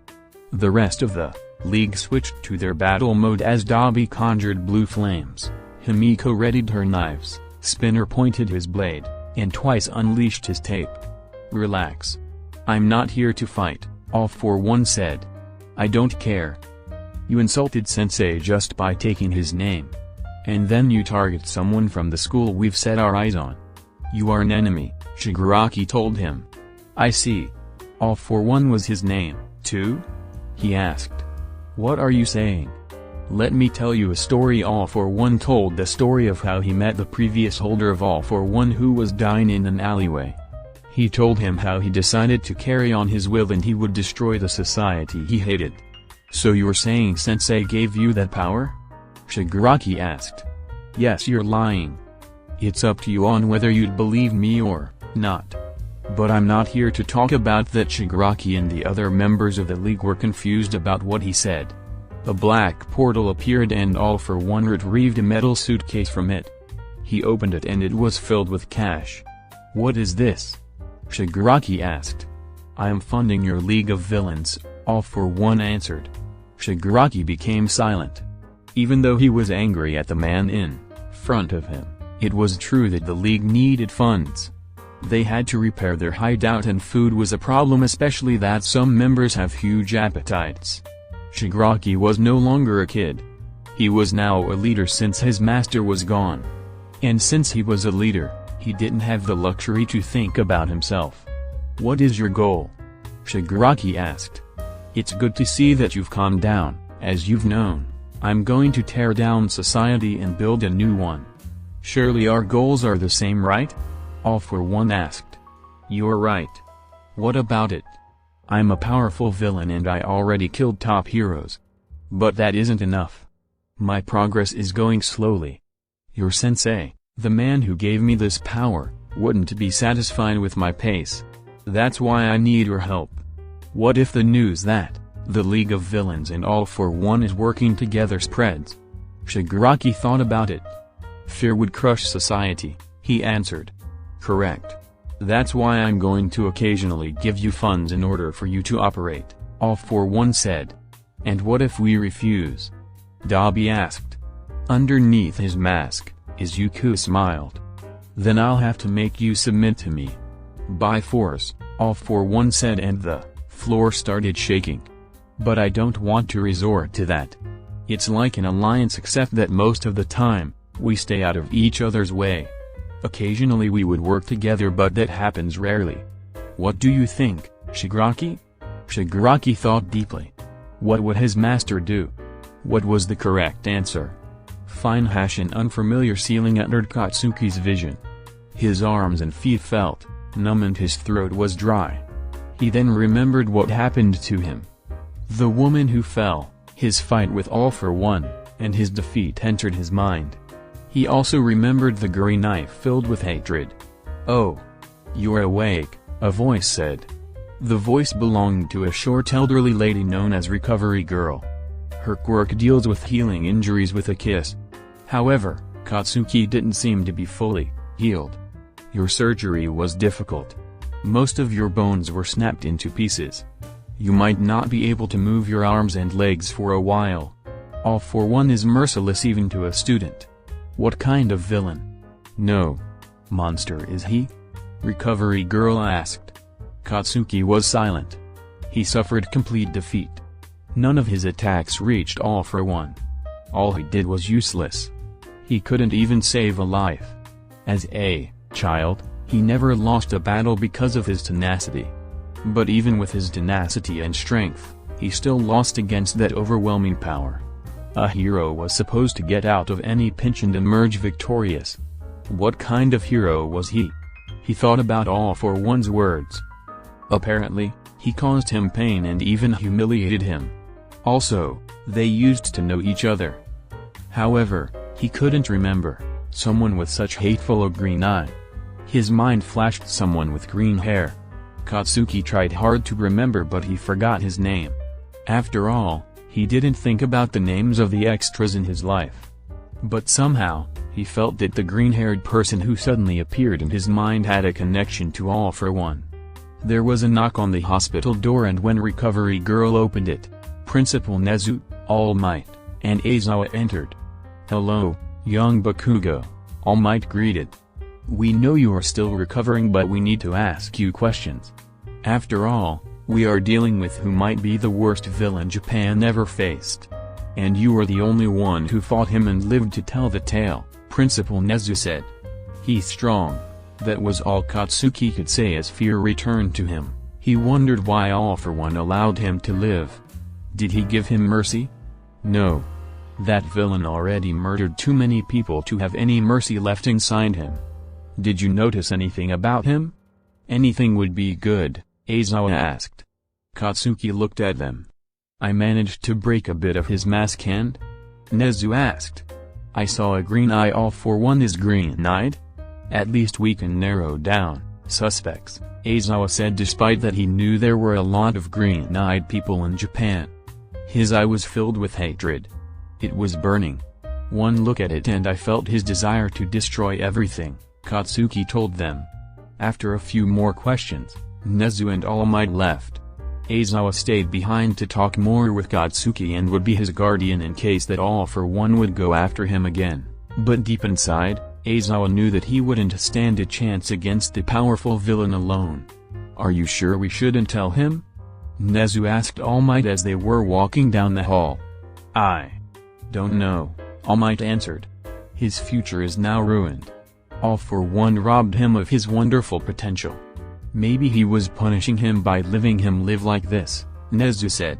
You're right. In time, we need to tell him the truth. Young Bakugo has the right to know why he might be Quirkless. Chapter 13. Shishikura Seiji wondered what went wrong. Shiketsu High School was a wonderful hero school that could even match up to a. Then why? Why would a villain attack this school filled with strong individuals? The answer was simple. The individual was powerful enough to defeat them all. That was the horrible truth which All for One brought along with the disaster. He was having trouble breathing.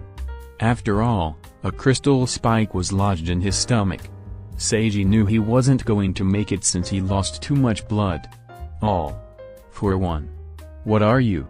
He asked himself. Seiji managed to look around and saw dead teachers and students. He gritted his teeth. First, he lost in a shameful manner against. Now he couldn't protect the things important to him. His beloved school was destroyed by a madman. Senpai, a young man with a buzzed, dark brown hair and black eyes ran towards Seiji. "Inasa," Seiji weakly said. Tears flowed down Inasa's face as he looked the embedded crystal in his senpai's body. "Inasa. Listen. Shiketsu might be destroyed. But don't let its teachings die," Seiji told him while Inasa nodded. Seiji closed his eyes and never opened it again. Inasa bawled as his emotions swirled inside him. After a while, he stopped crying and placed Seiji's beloved shiketsu hat on his head, swearing to bring justice to his fallen senpai. He turned his attention towards the cause of the destruction, All for One. "Damn you," Inasa shouted and flew towards All for One. "Inasa, don't," his other senpai, Nagamasa, shouted. Wind surrounded Inasa's fist and when he swung it, a strong gust of wind blew. However, All for One didn't move even by an inch. Inasa clicked his tongue and fired more long-ranged attacks. "How annoying," All for One said and a cold sweat ran down Inasa's face. All for One teleported behind Inasa and before he could react, All for One's fist enlarged and crystallized. He managed to cross his arms in order to defend himself before he received All for One's punch. He felt his bones cracking as he crashed to the ground. Nagamasa stood in between All for One and Inasa. Before All for One could continue attacking the whirlwind user, a bunch of third years and second years lunged at him and used their quirks. Taking it as a chance, Nagamasa carried Inasa and made a run for it. "Put me down. I've got to deal with him," Inasa shouted. "You fool. Let us handle him. You first years should run away. Some of them already managed to run already so there's no point for you to fight," Nagamasa replied, almost shouting at his underclassmen. "You're telling me to leave all of you behind?" "Yes." Inasa was dumbstruck. "Listen. The first years must be very scared to have this thing happen to them. And you're the most powerful among them. It's your responsibility to guide and protect them. So man up and leave us behind," Nagamasa told him and set him down on the ground. All for One then appeared in front of them. He already killed them? How terrifying, Nagamasa thought. "Go Inasa. Fly," he ordered. Inasa used his quirk to fly away as he gritted his teeth. "Sacrificing yourself? How noble," All for One praised. "As long as that person lives, hope is still intact," Nagasawa replied. "He's got that right fam," a girl with brown hair and dark brown eyes said and walked beside the hairy man. "Kami. No worries. I already, evacuated the first years. We can totally go wild here. You could have lived by evacuating with them. Why are you still here?" All for One asked Kami. "The rest of my classmates and my senpais are dying for hope. It'll be totes shameful to, run away, you know?" Kami answered. "I see. Then be prepared to die," All for One said. "Kami?" Nagasawa called out. "Yeah? It's been fun being classmates with you. Same fam." Inasa flew for hours. His body was tired and the sun was already setting. He cried to the point he felt that he no longer had any tears left. Without a destination in mind, he just flew. But somehow, he ended up in another school. Fatigue washed over him and he crashed into a... It didn't take long for Hound Dog and Ectoplasm to find him trespassing. What they saw from him was that he was groveling in the ground and bawling his eyes out. "That hat. You're from Shiketsu. What happened?" Ectoplasm asked. "Shiketsu's gone. All for One. He destroyed it," Inasa told them and collapsed to the ground due to fatigue. A day passed and the news of Shiketsu's destruction spread around the country. Families mourned for their children and the media criticized the police, heroes, and even the schools. There were several families who made their children quit their hero schools in fear that all for one would destroy it. Investigator Eto was restless. He hasn't got any decent sleep lately as he tried to identify the man behind the mask. All he got was that All for One has a green eye. Unfortunately, there are thousands of people in Japan who had a green eye and there are even millions on there in other countries. But that was their only lead. Someone knocked on his office door and opened it. Investigator Eto, "They're here," a police officer said. Hope flickered in the tired investigator's eyes and he immediately went to the conference room. There were 5 people in the conference room along with police officers. One was an American with brown hair and green eyes. He had a scruffy beard and a muscular build. His costume consisted of the colors red, blue and white with a big white star on his chest surrounded by 50 stars in a circular manner. The second one was a German with blonde hair, blue eyes, and a mustache. His hero costume was a yellow suit with a giant U on his chest. A white cape was strapped on his back. The third one was a hairy Chinese man.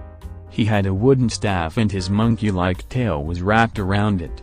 His hero costume was a traditional Buddhist monk outfit. The fourth one was a Russian woman with long white hair and red eyes. She wore a fur coat, fur boots, fur gloves, and a fur hat despite that it wasn't that cold. The last one was an English woman with blonde hair and violet eyes. A monocle dangled on her left eye and her hero costume consisted of a silk hat and a suit that magicians usually wear. "Sir, we've gathered them," a police officer told Investigator Eto. "The Earth's mightiest heroes," Investigator Eto said and smiled. Chapter 14. George Winston aka Army Hero, Captain Gun, Eckhard Brestrich aka Invincible Hero, Ubermensch, Liao Yuhan aka Martial Hero, Monkey King, Bereznaya Valium Ki Livna aka Siberian Hero, Frostbite, and Amelia Watson aka Time Hero, Chronopass were gathered in one room. They were the world's top 5 heroes now that All Might was retired and Endeavor was dead. And they were gathered in Japan for one reason only. "So this All for One is dangerous enough to have 5 of us face him?" Captain Gun asked in English. "Yes. Multiple heroes have died in his hands and 2 schools have suffered because of him. If you want a list of heroes who died, refer to the file in front of you. It's in English so you can read it properly," Investigator Eto answered. They began reading the files which were all about the investigation. All for One's attacks, his victims, the quirks he used, and his appearance were all written on the files. All for One has multiple quirks. A tricky enemy indeed. It would be easy if we could know all of his quirks. As Sun Tzu said, if you know the enemy, and know yourself you need not fear the results of 100 battles. But we do not have that luxury, Monkey King said. It seems he's a worthy adversary for the 5 greatest heroes in the world. If we are not enough for him, then I doubt the world will ever see hope again, Ubermensch said. Alright everyone. Let's start the meeting. First of all for One first appeared when he killed Endeavor. But there are evidences that he already did criminal acts before his debut, Investigator Eto told them. What makes you say that? Chronopass asked. In another folder, you can see a list of victims of a serial killer that was based in Mujurafu. The knife wound in Endeavor and Edgeshot were caused by the same type of knife that wounded the earlier victims, Investigator Eto answered. So you're saying that the serial killer and All for One are the same? But what made him turn into a monster who wanted to destroy society from a simple serial killer? Frostbite asked. That is one of the mysteries of the man. Sadly, our investigation is going nowhere. All for One disappears as quickly he appears like a natural disaster, Investigator Eto answered. The heroes muttered in their native languages and Eto could only understand Captain Gun and Chronopass. They seemed to be thinking about All for One. It was understandable. Investigator Eto was on the case for a long time and he barely knew about All for One. The only solid leads he has are that All for One was based in Mujudafu and that he had a green eye. He tried his best to give a reassuring smile. It's okay everyone. All for One is facing against the world's mightiest heroes. There's no way that he'll win against 5 of you, Investigator Eto said. Hell yeah. All we got to do is find him and send him to jail, Captain Gun shouted enthusiastically. An explosion then occurred as blinding light entered his eyes. Investigator Eto managed to rise up from the rubble and he was horrified of what he saw. The police headquarters he was in was blown away. And levitating on top of him was All for One. Ah! Investigator Eto. I've been looking for you, All for One said. Looking for me? Why? Investigator Eto asked in his mind. All for One reached for the investigator's head. Then a dove made of ice headed towards All for One and exploded upon impact. Ice covered the spot where the dove exploded. Investigator. Move out of the way, Frostbite shouted and Eto quickly ran. Frostbite. I see that you're here. Then that means, Ubermensch jumped out of the rubble and delivered a punch to All for One who blocked it easily. All for One melted his frozen side using Endeavor's quirk and then crystallized his fist. He punched Ubermensch but he didn't budge. Ubermensch grabbed All for One's crystallized hand and released a shockwave. Ubermensch's quirk, Impact Read Dial. He can absorb any impact on him and then release the same impact from his palms. Also, he absorbs 50% of the pain he feels, making him a strong and tough opponent. And additionally, he can stack up the impact he absorbed. Sorry All for One. Your rampage ends here, Ubermensch said. Is that so? Try this one, All for One shouted and shot crystal spikes. However they stopped midair and Ubermensch backed away from All for One. Thanks Chronopass, Ubermensch thanked her. No problem, Chronopass, quirk, Chrono's ruler. Her quirk allows her to slow down or speed up objects. Also, she can speed up herself.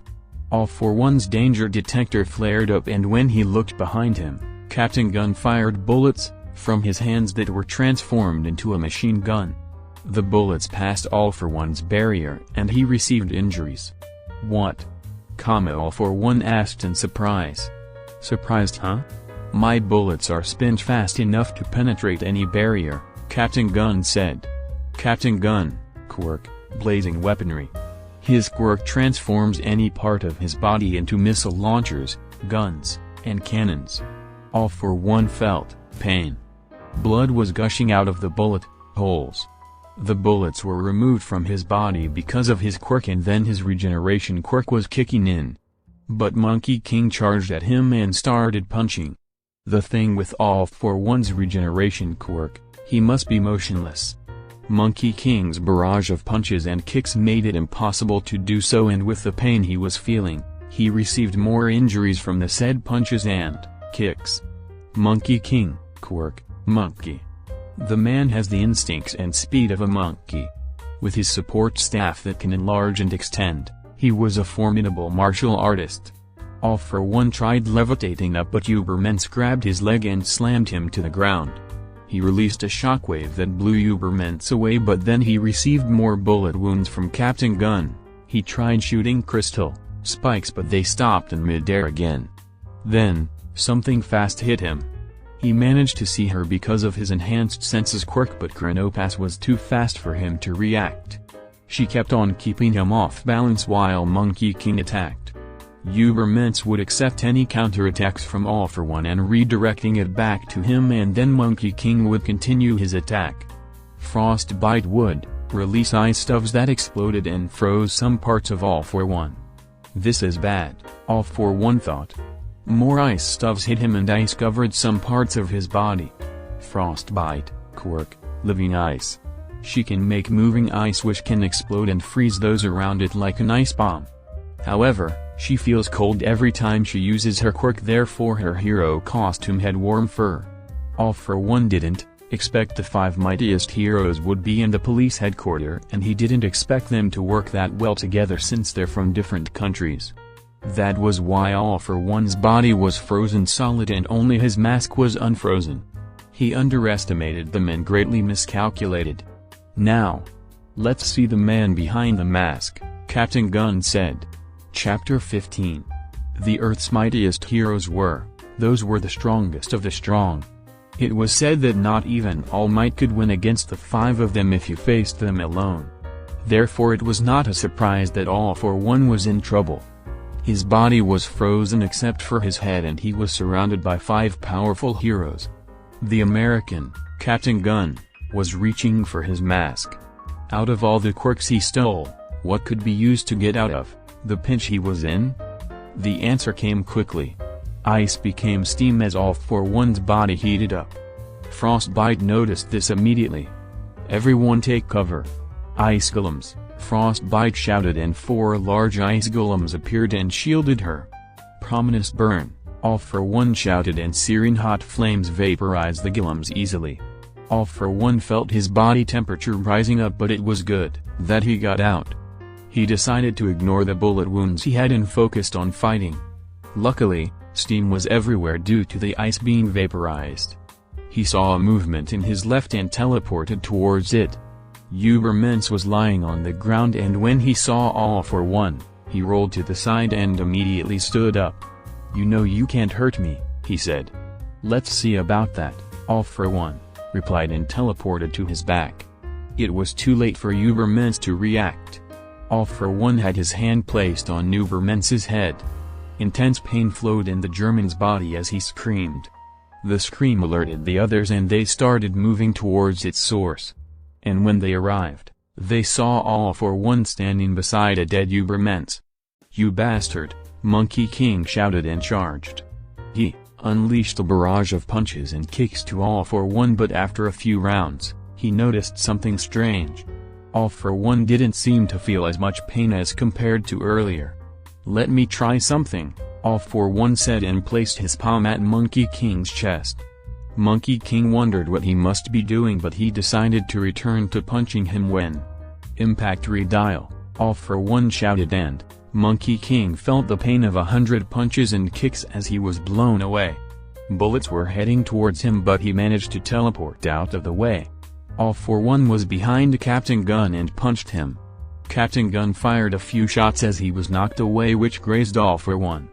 Something fast was approaching him and his enhanced senses knew it was Chronopass, but he couldn't touch her. She was the most annoying one. She can speed up herself, therefore, everything was in slow motion for her. That meant his attacks wouldn't reach her. Or so she thought. "Stand Platinum," All For One shouted, and a spectral muscular being appeared. No matter what he tries, he can't be fast enough to dash. Chronopass was cut off when Stan Platinum's fist hit her. "Oh say," it shouted as it delivered another punch. All For One smirked underneath his mask. Cho-Cho wasn't using Stan Platinum to its full potential. It could actually throw punches as fast as light, but it would be weaker than its usual punch. But it was enough to catch her off guard. "Oh say, Stan Platinum shouted as it delivered punches at her. All For One then grabbed her head and stole her quirk. He conjured his knife and stabbed Chronopass' heart. "Chronopass," Monkey King shouted, and his staff enlarged to the size of a building. "Heavenly Dragon Judgment," Monkey King shouted. All For One enlarged his hands and managed to stop the staff from crushing him. Monkey King was surprised. Impact Redial, Impact Slam, Shockwave Pulse, Crystal Body, Strengthened Bones, Echo Returner, Impulse, Gigant Wave, All For One said as his right arm became larger and crystallized. He punched the staff and it broke into pieces, further surprising Monkey King. All For One teleported behind him and used his enlarged fist to punch him to the ground. The ground cracked and Monkey King's fall left a crater. All For One levitated on top of him. "Justice will prevail," Monkey King told him with a glare. "I am justice," All For One replied and killed him with a crystal spike. Ice doves headed towards him, but All For One shot flames at them. Frostbite stood away from him. She didn't get away scot-free from Prominence Burn, as she had burn marks on her face and her clothes got damaged. Missiles rained down from above to All for One and exploded. All for One wasn't fazed by the explosion. Captain Gun appeared from the rubble with his hands being machine guns and his back being missile launchers. Only 2 remain. I have to be honest. You made me fight more seriously compared to when I fought Endeavor, All for One praised. The 2 were silent. All for One knew that he couldn't relax yet. His enemies might still have some tricks left on their sleeves. He shot beams at the 2 heroes, and they began moving. Captain Gun fired his bullets while Frostbite made ice doves fly towards All for One. All for One flew upwards and shot powerful beams with each one getting stronger and larger as compared to the previous. Frostbite was having a great job of dodging until vines grew out of the ground and wrapped around her leg. She tripped and got hit by a beam. All for One teleported towards her and took her quirk. Captain Gun shot more bullets but All for One used Frostbite as a meat shield and then he slit her throat. Shit, Captain Gun cursed. Hey! Want to see something interesting? All for One asked. Captain Gun didn't care as he shot more bullets. But then he started caring when his bullets stopped in midair. How? My bullets could penetrate any armor, Captain Gun asked. There's no barrier. I stopped the time of your bullets, All for One answered. He stopped the time of an object. But that's Chronopass power, correct? Now, watch this. A dozen of ice ravens came out of All for One's hand. Captain Gun tried to shoot them down but they all avoided it. They exploded upon contact with the hero and froze his arms, making his guns useless. More ice ravens hit him and before he knew it, his body was frozen solid except for his head. Guess the tables have turned, All for One said. You piece of shit, Captain Gun cursed. That's your last word? Fine. He grabbed Captain Gun's head and stole his quirk. After that, he transformed his arm into a shotgun and fired it on Captain Gun's head.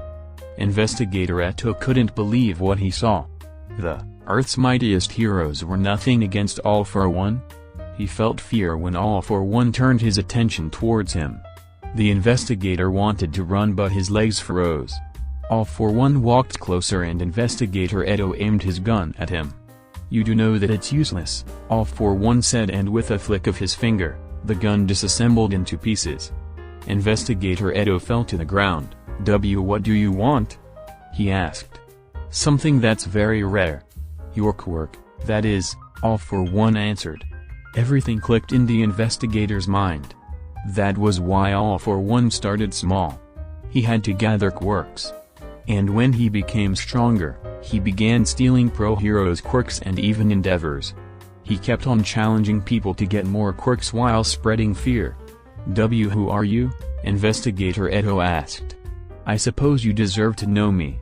After all, you tried so hard to investigate about me from being a nameless serial killer to being All for One. He removed his mask. Dark green hair was seen after the mask was removed. All for One had 4 symmetrical freckles on his cheeks. The noticeable thing was his green eyes. They were filled with burning hatred. I am Madrya, Izuku, the man you feared as All for One, Izuku said as he placed his hand on Investigator Eto's head and grinned maniacally. Chapter 16.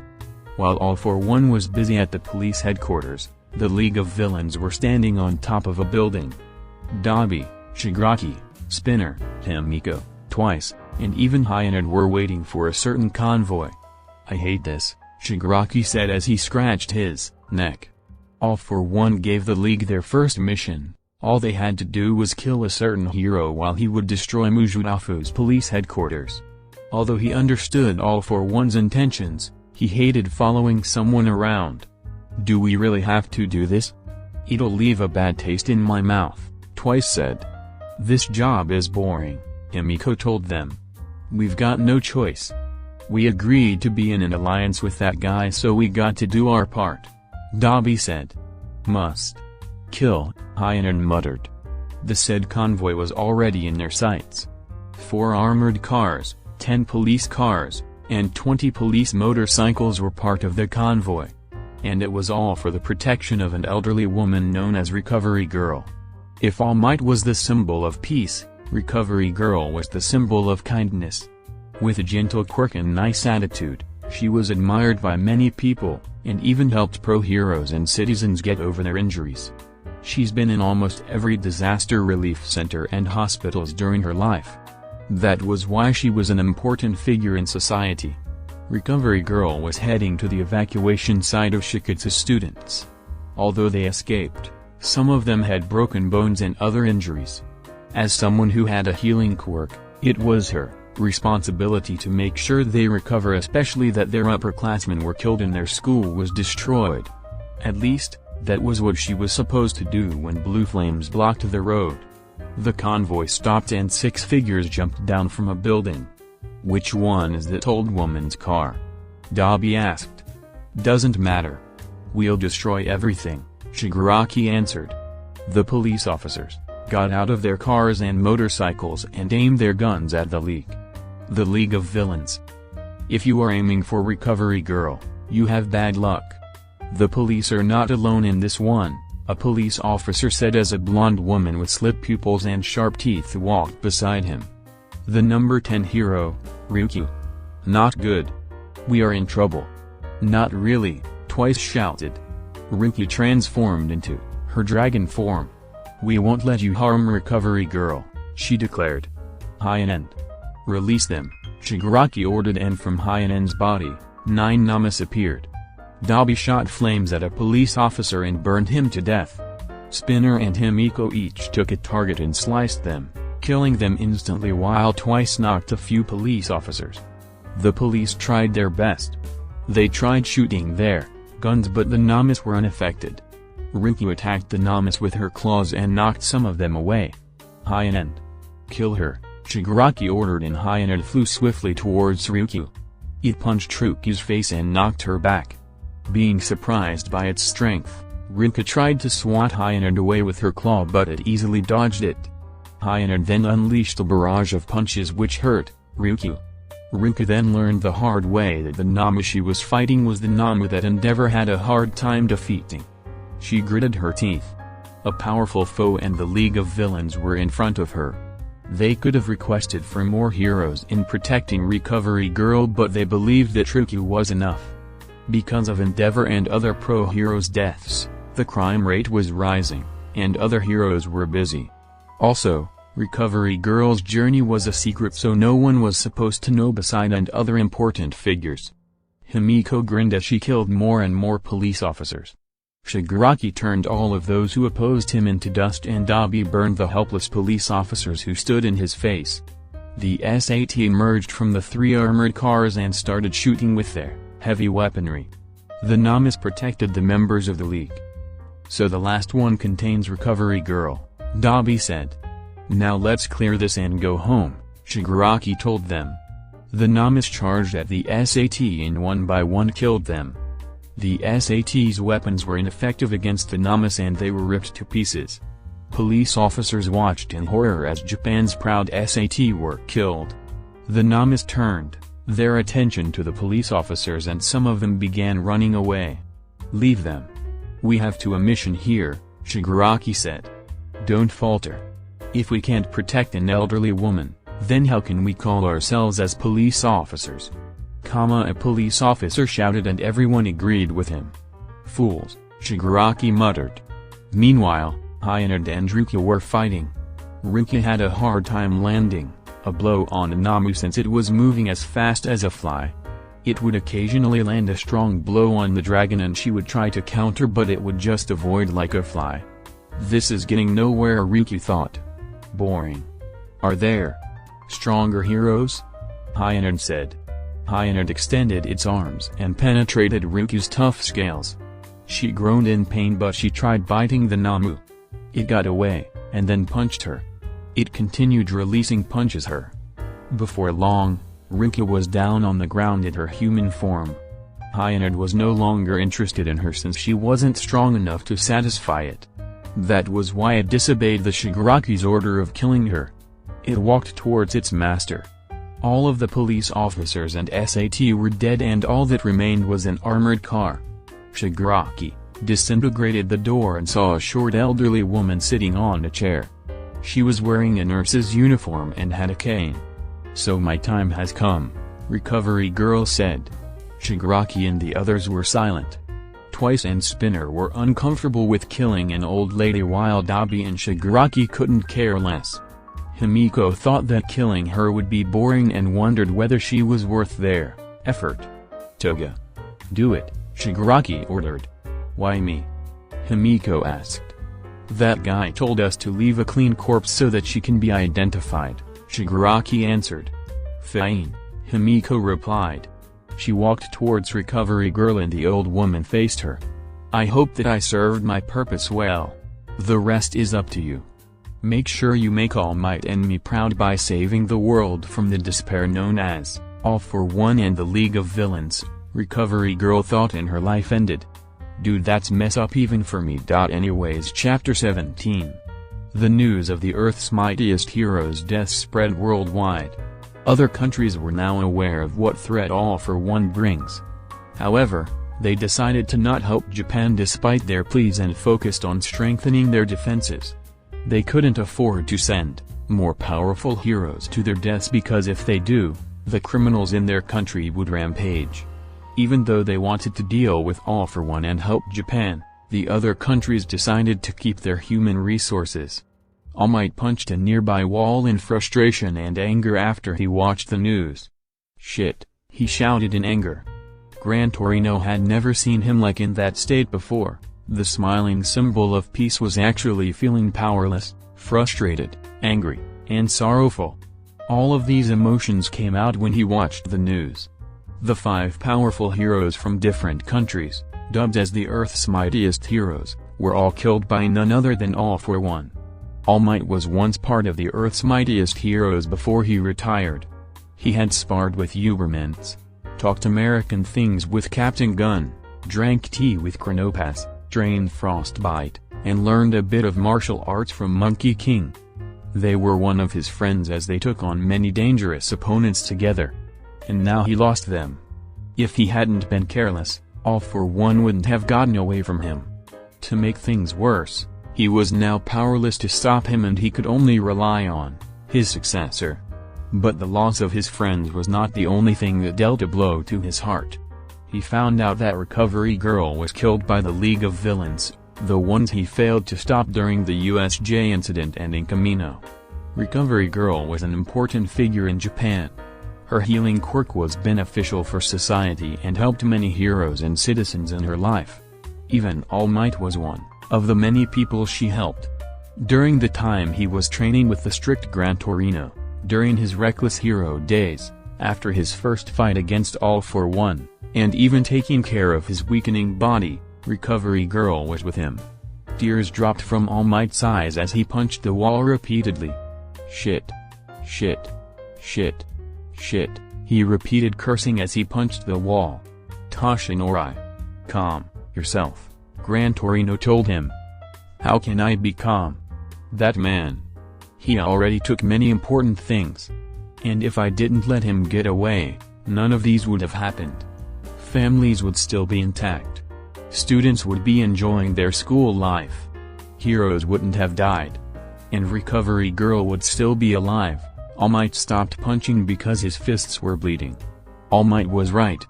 If he was more careful, society would still be at peace. He was to be blamed for everything.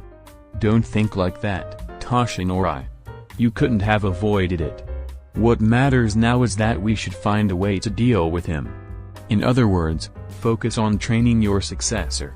If there's anyone who has a chance against him, it would be someone who has won for all," Gran Torino told him and managed to calm All Might down. "You're right. That's all I can do." The door opened and Nezu entered the room. "What's wrong?" Gran Torino asked. "Bakugo Katsuki is missing," Nezu answered. The moment he woke up, Katsuki knew that something important was missing. It was as if something was stolen from him. And with that in mind, he decided to search for it. With Aizawa out for a short coffee break and, with his scarred arms and legs fully functioning, he decided to find it. However, The hospital he was in was rather strict and wouldn't allow him to go outside. That was why he tried to jump from his room on the second floor and use his quirk to fly away. At least, that was his plan before he crashed into the ground. What happened? Katsuki asked in his mind. He tried flying again but nothing happened. Katsuki was feeling uneasy. When he concentrates, explosions should spark from his hands. But this time, nothing happened. He tried concentrating again and even shouted to further his concentration, but like before, nothing happened. What's going on? You're now quirkless. That's what's going on, a voice behind him said. Katsuki turned around and saw a person in a green hoodie, blue jeans, and red shoes. He had messy green hair and round green eyes. The person had 4 freckles on his cheeks which were symmetrical to each other. You're? Midoriya Izuku. Katsuki remembered the person he once called Deku. In their younger days, he had fun bullying the poor quirkless kid. The last time he saw him was when they graduated from junior high school. After that, he didn't care about that extra. I heard you were in a hospital, so I brought you some gifts, Izuku said and showed him a plastic cellophane with some mangas and energy drinks. What do you mean that I am now quirkless? Katsuki asked. Oh, that. It's like I said. You're quirkless. You don't have your beloved quirk, Izuku answered. Instead of listening to what Izuku meant, Katsuki turned to anger and grabbed Izuku's collar. Don't fucking mess with me, Deku. What makes you say that I'm quirkless? Katsuki shouted. An explosion occurred out of nowhere and knocked Katsuki to the ground. When he opened his eyes, he saw that the person in front of him didn't look the same as fear entered his mind. The same hatred he saw in that man's eye was present in Izuku's eyes. How did I know? Because I stole it from you, Izuku answered, and a few explosions sparked on his hand.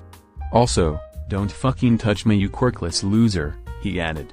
Katsuki couldn't believe what was happening. His former childhood friend was actually all for one. And here he was, powerless and helpless against the most powerful villain in Japan. Don't worry. I'm not here to kill you. I'm just visiting and checking on you, Izuku said. The fuck? I just wanted to see your prideful face as you find out that you're one of the weak and pathetic quirkless extras you once thought to be as pebbles in your path to be a hero. So how does it feel, huh? How does it feel to be an insignificant pebble? Izuku asked. You bastard, Katsuki shouted and threw a punch, but Izuku caught it. Oh, how the mighty Bakugo fallen. Newsflash, you couldn't even defeat me with your quirk. How do you expect to put a scratch on me now that you're quirkless? Izuku kicked Katsuki's stomach, which made him go down to the ground. He then stepped on Katsuki's lowered head and grinded his shoe on him. How refreshing. After all these years, I managed to get a small payback against you. But this is not enough, Izuku said. I'll let you in on my wonderful plan. Pretty soon, I'll destroy society. How do you ask? By destroying the last bit of hope in this country. And of course you'll be there. You're the VIP along with All Might. I'll crush you, him, and society all at once, Izuku told the struggling Katsuki. He stomped his foot and Katsuki stopped struggling. Izuku placed his index finger on Katsuki's forehead. It then glowed and soon faded. This will keep you from spoiling the surprise, Izuku said and teleported away. Some time passed and All Might, Nezu. Some time passed and All Might, Nezu, Gran Torino, and Aizawa found Katsuki. Young Bakugo. Are you alright? All Might asked. Katsuki opened his eyes and then he noticed something strange. His memory was hazy. He knew that he met someone he used to know and then, everything was a blank. However, he recalled one sentence from their encounter. You're quirkless, a voice echoed in his head, and even though it was just a faint memory, it felt real and somehow, he already accepted the fact. All Might, Katsuki weakly called out. What is it? Can someone without a quirk become a hero? Chapter 18. A heavy atmosphere lingered in the air of Class 1A's classroom. None of the students were smiling and all of them were silently looking down at the ground. Silence ruled as tension and fear crept in their bodies. Everyone heard of what happened to Shiketsu and everyone knew what happened to other hero schools. It would be stupid to think that wouldn't be targeted too. Morning. Aizawa greeted the class. Seeing the current state of his students, he didn't bother waiting for them to greet him back. It was to be expected. Even he was pushed to his limits. His body was already tired from all the sleepless nights spent in meetings with other faculty and police, and he guarded the dorms all night waiting for any alarm to set off. If he could be granted one wish, he would want to sleep in his comfortable sleeping bag even if for just an hour. As you've heard, Shiketsu is destroyed, the Earth's mightiest heroes died and Recovery Girl was killed. Things are looking grim. The media is criticizing the heroes, police, and hero schools, Aizawa said. The students lowered their heads more and their expressions looked even grimmer. They all loved Recovery Girl since she was a sweet old lady who cared for their health. Some of them admired the Earth's mightiest heroes. Others felt a sense of rivalry against other students from different schools. But all for one stole everything from them. But could they do something? The answer was no. They were just first-year students who had provisional licenses. Top heroes were all slaughtered when they tried to fight him. They couldn't hold a candle against All for One's strength. Even if the hero schools are getting destroyed one after another, we'll not close down, Aizawa told them. This surprised the entire class. Their rational teacher was actually going against logic. Normally, the correct decision was to shut down the school in order to save the students. As the last pillar of hope in this country, hero agencies across Japan are closing down one by one because of fear. Crime rates have gone up due to the lack of heroes. That is why I must continue to stand. To show the world that we have not given up, Aizawa added. Even with that inspiring speech, the students were still filled with despair. Aizawa looked at their eyes one by one and then placed a stack of papers on his table. This is a form, you have the right to choose to remain here or leave. Will definitely be attacked by All for One and your lives are in danger. Normally, this would lead to the closure of the school. But thanks to your upperclassmen and Principal Nezu's convincing, the school will continue on. However, all students are given this form which allows them to make a choice. Whether you leave or not, it's up to you, but remember this, it's okay to run away, Aizawa said as he handed out the forms. You have the whole day to decide since there are no classes. You can also train, pack your things, or talk to your friends. You must decide soon since we don't know when All for One will attack. If you decide to leave, don't come back. Leave as soon as you can. Those who want to stay, attend class tomorrow and, with that, Aizawa left the room. Everyone silently looked at the forms they received. This was their ticket way out. They didn't have to die a meaningless death. They could just decide to leave and have a safe life. However, they remembered the snarky Katsuki. Even though he had a nasty attitude, he was still their classmate.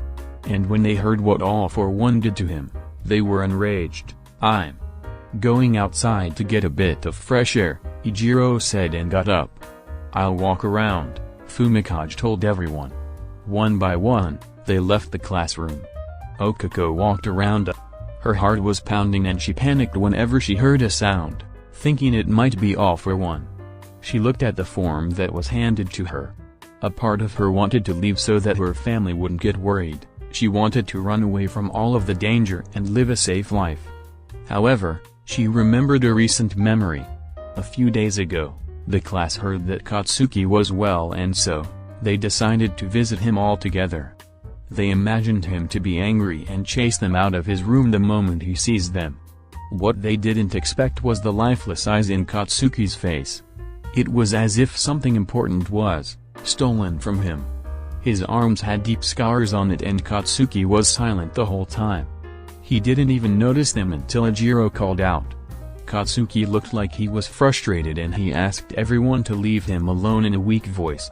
That memory was around in Okako's head and she couldn't just shake it off. Getting out of her flashback, she noticed that she was in the training ground where explosions occurred. Okako ran towards the source and saw Shito firing a prominence burn level of flames. Afterwards, he would cool himself down and shoot the biggest and coldest ice he could make to the point his other half would be frozen solid. Shito would release another prominence burn which would heat him up again. Okako knew that constant changes in the body's temperature would surely lead to disaster. But she knew the reason why Shito was doing this. It was clear that Shito hated his father. When All Might retired, his hatred seemed to subside and he even cheered for him against the fight with High-End. Maybe he gave his father a second chance to make amends. Maybe his father was actually making progress. Okako could never find out. And Shito will never see his father again. Okako left the training area only to see a huge tornado at the open field. When she arrived there, she saw the weird shiketsu student who was named Inasa Yorashi. She heard from the teachers that he fell out from the sky and informed them that shiketsu was destroyed. Ever since then, he was in Ina's care. Okako knew what Inasa felt. She knew that he hated all for one for taking precious things from him. It was like he was robbed of his family. Everywhere Okako went, unease was there. Students were discussing on whether they should leave or not. Some of them were rushing to pack things. And then she saw Jiro. Uraraka. Ijiro greeted. Kirishima, Okako greeted back. Are you going to stay? He asked. I don't know. How about you? She asked back. I am scared. All for one, killed many strong people already and I doubt I can handle a single attack from him. Okako was about to agree with him and decide to leave too but seeing Bakugo like that, crushed and destroyed both outside and inside made me angry.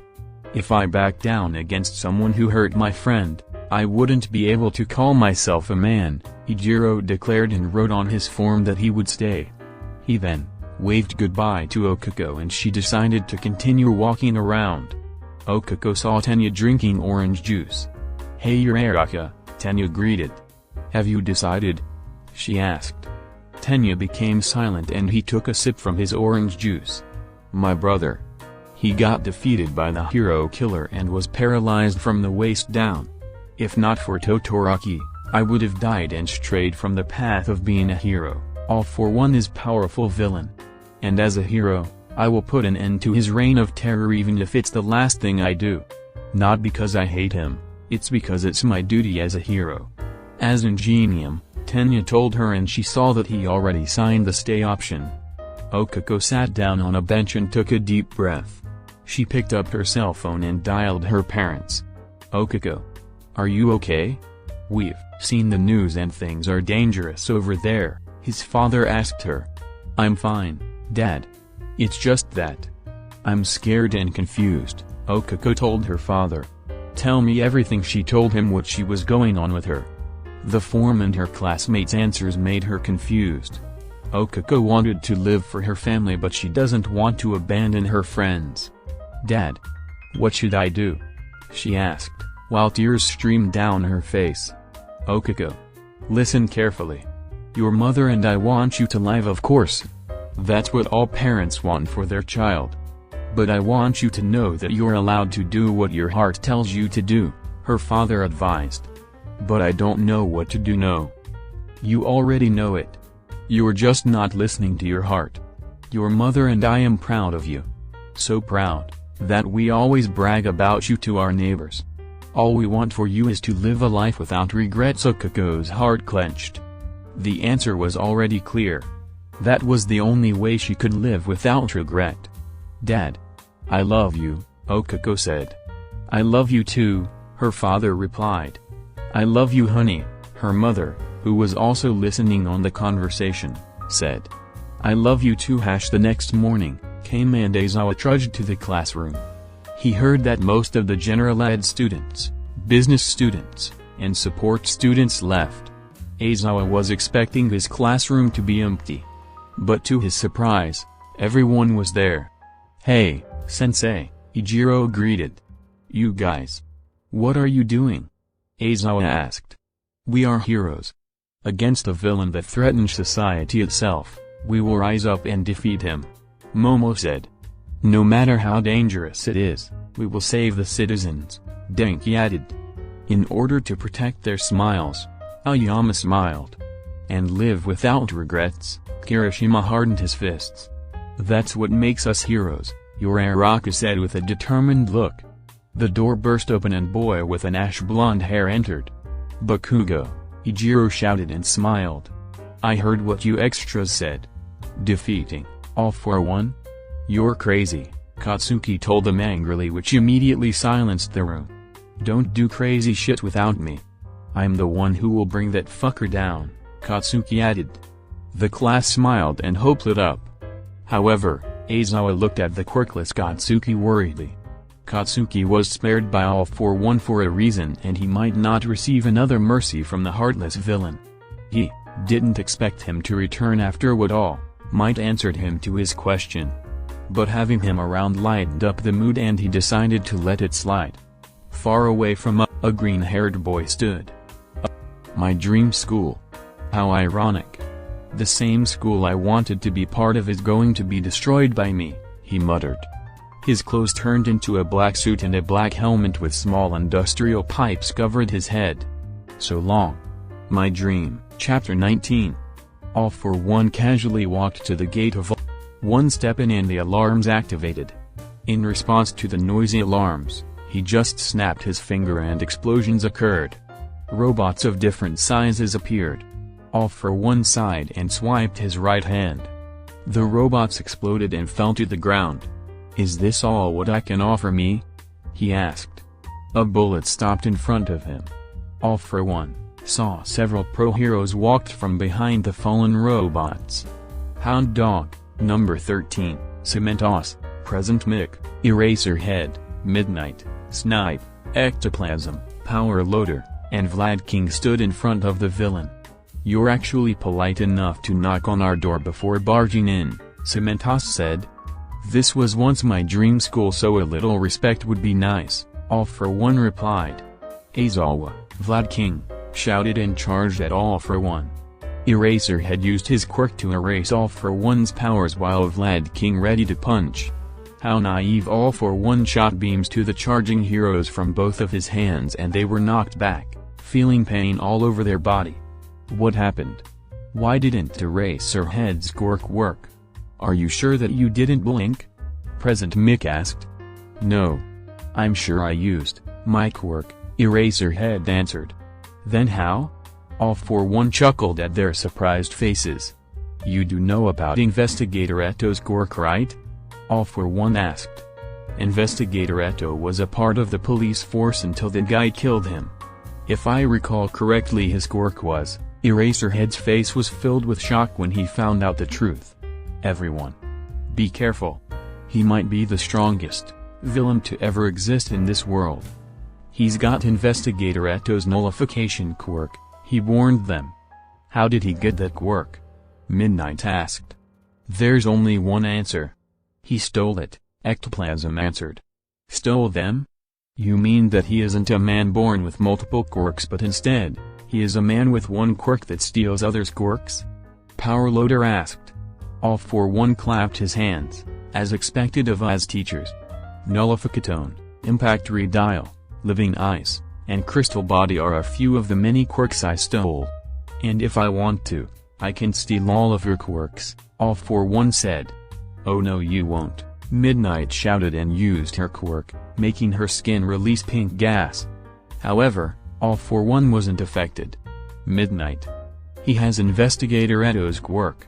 Nullification is a famous quirk since it makes non-damaging quirks ineffective to its user. Brainwashing, quirk erasure, and even somnambulist would be useless against him, Eraserhead told her. Cementos made the cement ground surround All for One, but the quirk thief destroyed the cement dome. Cementos made multiple thick cement walls, but a beam from All for One destroyed them all and hit Cementos. He received a heavy injury which later caused his death. Cementos. Damn you, Vlad King charged and formed a giant fist made out of blood. All for One touched the fist and it froze. Vlad King's face became blue. What did you do? Midnight angrily asked. Oh, nothing. I just froze his own blood. His quirk does not interest me after all. Nor does that cement person, he answered. Midnight, Aizawa. Evacuate the students, number 13 told them. What are you saying? We can beat him together, Midnight refused. Number 13 is right. We have to leave. All for One has nullification, so we're the useless ones in this battle. And we know now why All for One attacks hero schools, Eraserhead said. Aizawa is right. All for One is gathering even more powerful quirks. We'll hold him off here. Go, Ectoplasm shouted as Snipe loaded his gun and Hound Dog howled. Biting her lower lip, Midnight ran. Hound Dog charged at All for One while Snipe shot bullets. The bullets stopped in midair before they could reach him, and All for One landed a strong and fast punch on Hound Dog. Ectoplasm's clones surrounded him, but All for One released a strong shockwave which instantly defeated all of them. All for One took a step, and then a pitfall formed. He managed to levitate himself before falling, and using his sonar quirk, he found out that there were a lot of holes in the ground. However, the digger must have underestimated him, since all of the holes were connected like an ant colony. Die! All for One shot a small orange ball into the hole, and then a huge explosion occurred which shook the ground and destroyed it. Power loader, Ectoplasm shouted, worried for his friend who was buried and crushed underground. Present Mick roared, and with his quirk, it became a destructive sound wave. All for One wasn't fazed with his attack and teleported behind him. Mick! Look out! Snipe shouted, but it was too late. Present Mick looked behind him, and All for One caught his throat, destroying his accessory on his neck. Your voice is annoying, All for One said. Mick! All for One ripped out the energetic and friendly hero's throat, and the poor hero never spoke again as his limbs became limp. A strong gust of wind was pulling All for One, and when he turned behind, number 13 was using their quirk, Black Hole. Mick was a good man. Quirks are not meant to harm people. That is why villains like you are what's destroying society, number 23 said. Is that so? Or is it the hero's fault for not protecting the society which trusts them? All for One asked. The intensity increased, and All for One was getting pulled faster. He then summoned his own black hole. What? Number 13 asked in surprise. This is a pretty nifty quirk that I got from your father, All for One answered. Number 13 realized what he meant. We're probably busy with work to check with your family, he added. You bastard, number 13 shouted and increased the quirk's power. All for One made his black hole stronger, and in the clash of two black holes, All for One won and killed the hero who rescued many people. Snipe shot more bullets, but they stopped in midair. No good, huh? Snipe muttered as he reloaded. Hound Dog charged and engaged in a fistfight with All for One while Snipe tried to at least hit the villain with his bullets. Ectoplasm would surround All for One with his clones. They were doing well until... This is getting boring, All for One said and snapped his finger. A huge explosion occurred and knocked everyone away. Hound Dog was bleeding, Snipe broke his arm, and Ectoplasm was on the ground. All for One approached Snipe, who was down on the ground and aiming his gun at him. Any last words? All for One asked, and a ball of blue light formed on his index finger as he pointed it at Snipe's head. I lived an honorable life, Snipe said. Before he knew it, a tentacle wrapped around Snipe and pulled him away from All for One. A boy with dark blue hair and pointy ears with tentacles for arms stood beside the hero. And who are you supposed to be? All for One asked. One of the big three, Soon-Eater, Amakiji Tamaki angrily announced. Chapter 20. Seeing his teachers injured or dead, Tamaki's anger soared. He was a quiet and nervous guy, but there wasn't a trace of his personality in his face as his eyes were flaming with anger. The school wouldn't allow him to chase a powerful villain, and he preferred not doing it, but his teachers were now dead and his school was about to be destroyed. Amajiki. What are you doing here? Snipe asked. Hado rounded up student volunteers to fight All for One, and while they're getting information, it's up to me to buy time, Soon-Eater answered. What do you mean you're not escaping? Midnight asked. Is our home and the last hope in the society all-for-one is destroying. If we back down now, we'll never be able to face ourselves in the mirror, a third-year student said. You handed us the forms and we decided to stay. And I'm staying even if it's the last thing I do, Ijiro added. You seem to misunderstand something. The forms were supposed to ask whether you'll continue to study in.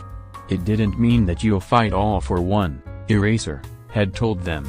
Sorry sensei. But we just can't. Many have suffered under all for one. As a hero, we will not back down. We will live a hero's life without any regrets, Okako replied. A huge explosion occurred in the distance. Tamaki is having a hard time. Everyone. Be prepared, Neji ordered everyone. Eraserhead and Midnight knew that there was no convincing the students and decided to fight with them. If you think it becomes too dangerous, don't be ashamed to run, Eraserhead told them and they all nodded.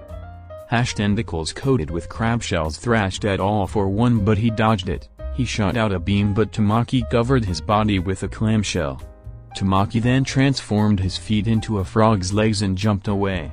His arms turned into tentacles and lunged at all for one, but the villain swatted them away with his large crystallized fist. All for one shot multiple beams at Sun Eater but the hero took cover behind a giant clamshell. That's quite a nice quirk. It seems that you being part of the big three is not a joke, All for One said. Don't underestimate it, Tamaki shouted and his arms turned into 4 large tentacles that were covered in barnacles. Chimera Kraken, he shouted and his tentacles thrashed the area as All for One dodged. Tamaki managed to hit All for One a few times. All for One then teleported behind Tamaki but before he could punch him, Tamaki jumped high up and grew wings. I'm aware of your multiple quirks and how well you use them. That's why I went to an all-you-can-eat buffet before I got to school today, Tamaki said. So I take it that you manifest whatever you eat? All for One asked. Yes then. Eat this. All for One became too fast for Tamaki to react. Mixing Impact Redial, Impact Pulse, Echo Slam, Crystal Fist, and several strength-enhancing quirks, All for One punched the living daylights out of Tamaki. The hero formed a huge crater when he crashed to the ground.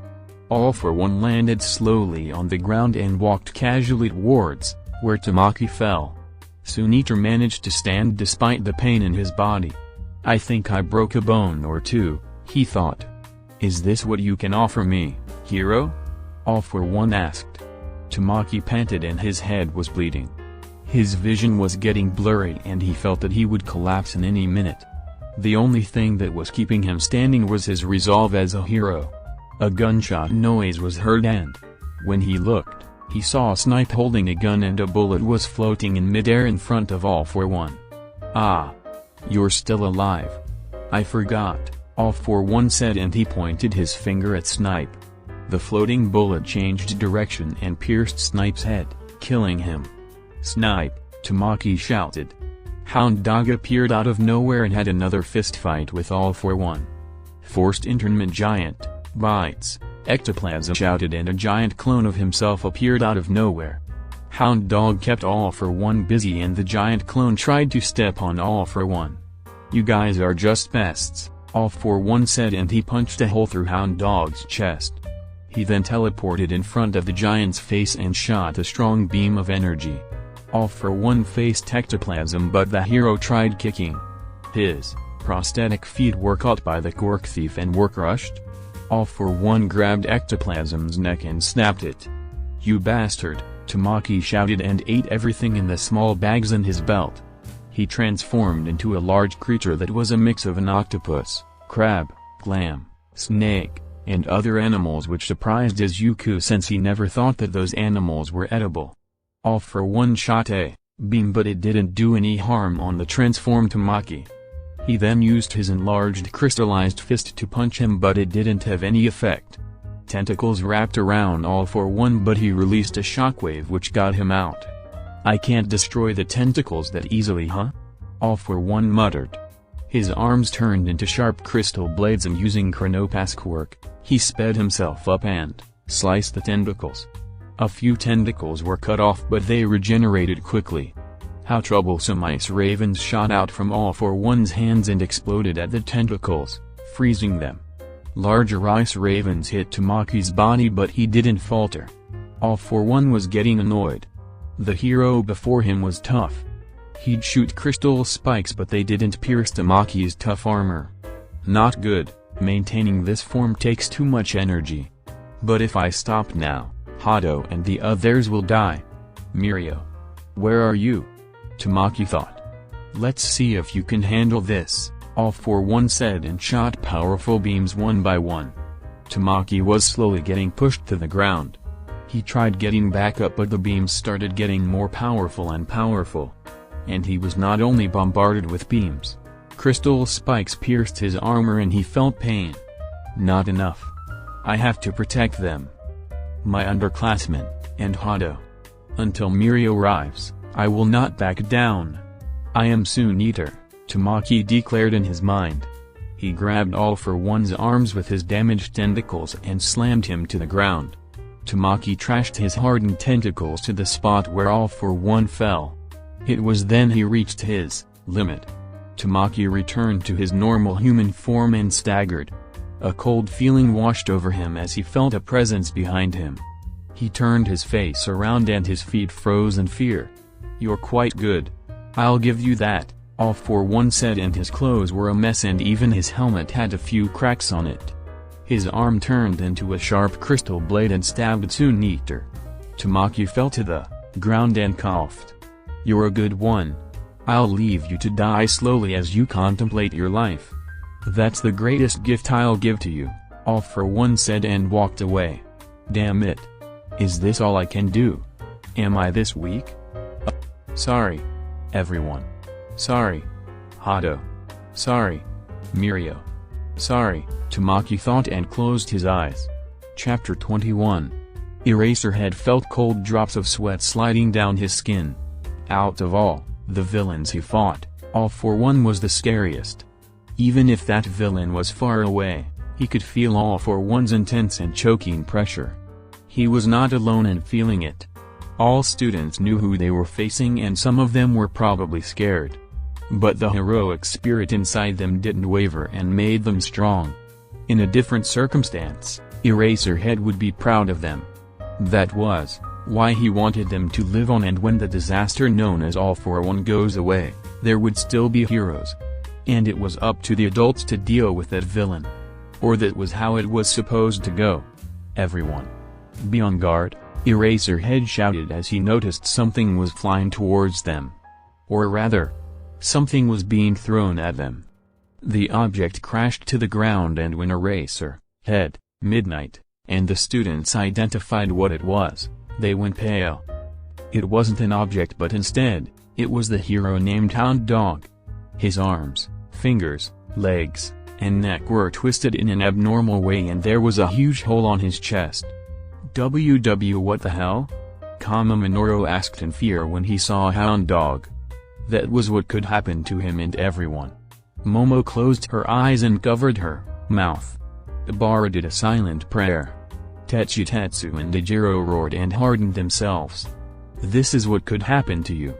While he's still not here, it's time to run, Eraserhead said without facing them. Mineta Minoru immediately ran away, fear griping his heart. No one judged him for that. Everyone wanted to live, and being a coward is okay. He just wanted to live. Everyone. I'm not asking you to fight with me. No matter where you are or what actions you take, you are a proud student. And even as destroyed, its legacy shall live. Is not the place. It's the spirit of being a hero, Eraserhead told them, and everyone looked at each other and nodded. A man with a tattered suit and cracked mask walked towards them. Remember our creed, Eraserhead said. Go beyond. Plus, Ultra, everyone shouted and charged. The first death made everyone falter. A third-year student had his head blown off by a beam. The second death followed when a crystal spike lodged itself on a second-year's chest. And so, the massacre began.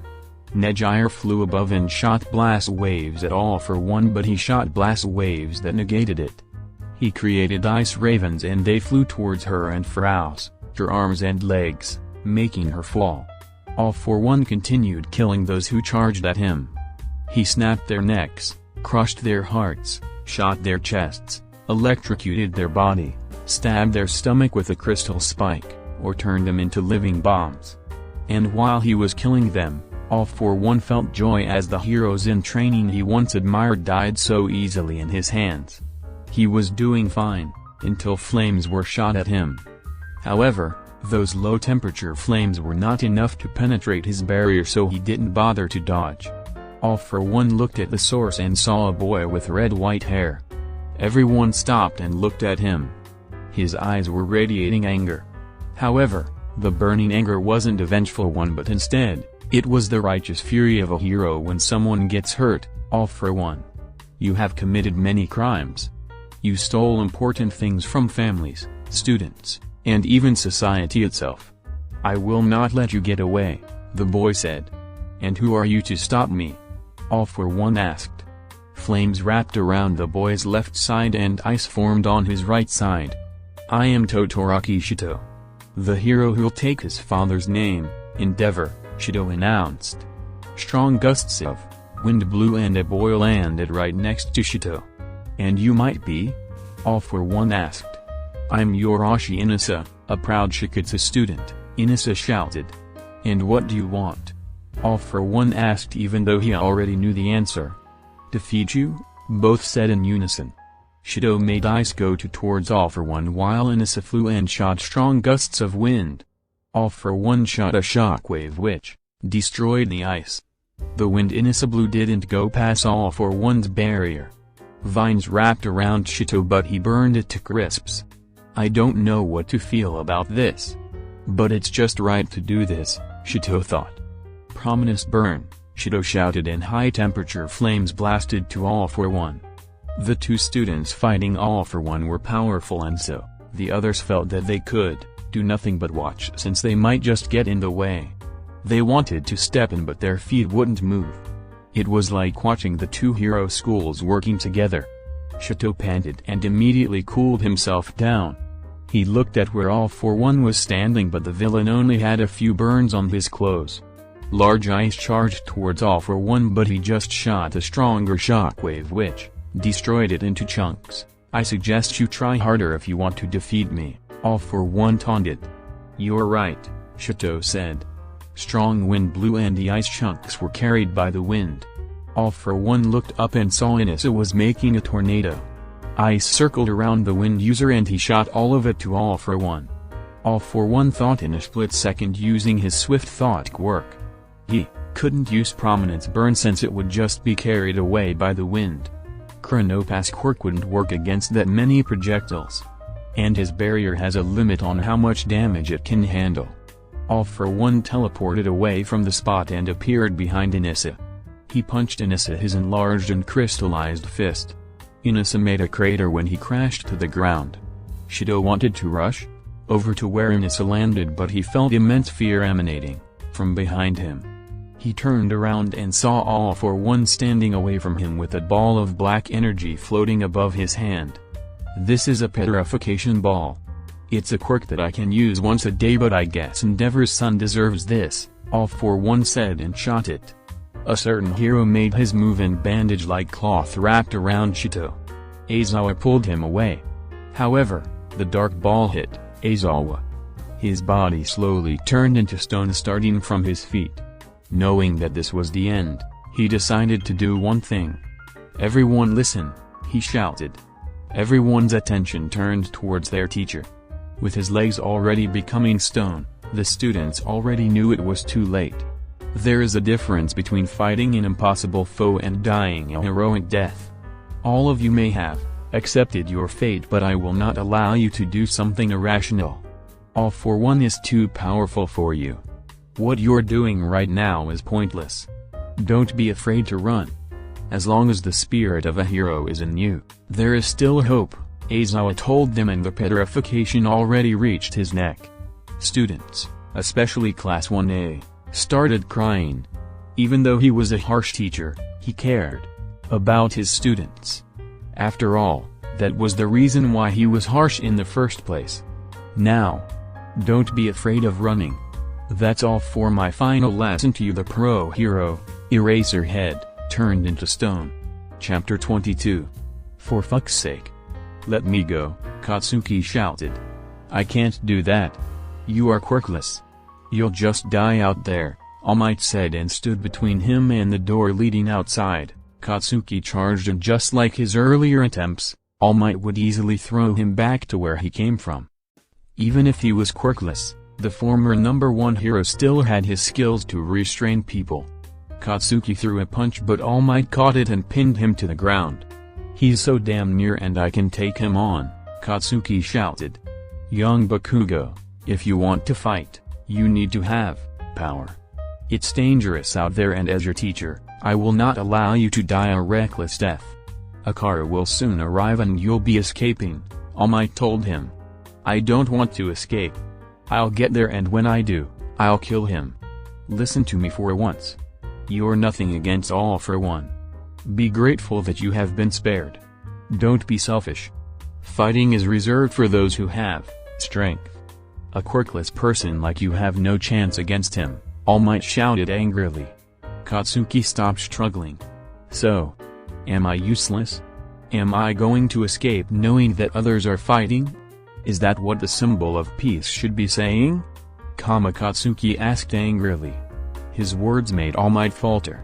All Might was the symbol of peace, and yet he was swallowed by despair. He even allowed students to die out there. As All for One's enemy, he should have been the first one to die. All Might was lost in his thoughts, and Katsuki got out of his grip and ran away. Young Bakugo, All Might chased after him. Katsuki ran and ran. He headed towards where explosions were heard. All Might tried to chase after him, but in his weakened form, he couldn't reach the well-built Katsuki. They were getting near, and when Katsuki arrived, he saw All for One piercing his hand in Ijiro's chest. All Might caught up and saw the horrible sight. Ah! The main guests have arrived, All for One said. Kirishima, Katsuki shouted. Hashido and Inasa were still fighting All for One a few minutes before Katsuki arrived. Combining their flames and wind, they trapped All for One in a fiery tornado. However, all it took was a snap of All for One's fingers and the tornado disappeared. Shido blasted ice towards All for One, but the quirk thief just sent a shockwave which broke the ice. This is getting boring, All for One said, and a deafening wail entered everyone's ears and echoed in their minds. Inasa fell to the ground and Shido's knees dropped. Everyone couldn't move. That quirk is called Banshee's Wail. If you hear it, you won't be able to move for a while unless you have a fearless heart, All for One told them. He slowly approached Shido while flames danced around at his hand. I suppose it is right to have you killed by your own father's quirk, All for One said. Shido urged his body to move, but his legs and arms felt like it became stone. He couldn't afford to die. Not until he brought the villain known as All for One to justice. Inasa wanted to move. He didn't want Shido to die. Shido might be one of the Todoroki that Inasa hated, but he knew that Shido's will to be a hero was real. That was why he tried to move. But it was in vain. Everyone urged themselves to move. They couldn't afford to see anyone die. It was far too cruel to be killed by a family member's quirk, and the fact that a friend was about to die in front of their eyes while they helplessly watched was even more cruel. It wasn't manly at all. And that what made a certain redhead move. Get away from him, Ijiro shouted at the top of his lungs as he charged at All for One. All for One blocked Ijiro's attack and blew him away. Ijiro managed to harden just in time before he got hit and charged again. The villain shot a beam, but Ijiro didn't falter when he got hit, although he coughed a bit of blood. He then threw a punch, but All for One avoided it. All for One crystallized and enlarged his fist and then punched Ijiro. Ijiro got knocked back, but he still stood up. All for One shot many beams at him. He's finished. Now, where were we? All for One asked Shido as he turned his attention away from Ijiro. We're not done yet, a voice shouted. All for One was surprised to see that Ijiro was emerging out of the smoke. The hero in training was bloody and he was panting. He staggered as he walked and weakly formed a fighting stance. "Why are you still standing? Is it because of the so-called heroic spirit?" All for One asked. "Why you ask? Of course you don't know. I have a lot of regrets in my life and I know that my quirk and I are very weak. However, if I let a friend of mine die in front of my eyes, I won't ever be a man," Ijiro shouted. "And that's how you got out of my banshee's wail. As long as I am a man, I'll protect everyone." Ijiro charged at All for One and threw a punch to which the villain dodged. He continued punching but his fists didn't reach him. All for One threw strength-enhanced and crystallized punches at Ijiro. He decided to fight him in close quarters as a sign of respect to his manly spirit. Izuku didn't know why but it felt right to respect Ijiro.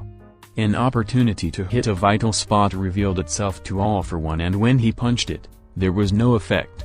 Ijiro's body became extremely hard and rugged as his appearance turned monstrous.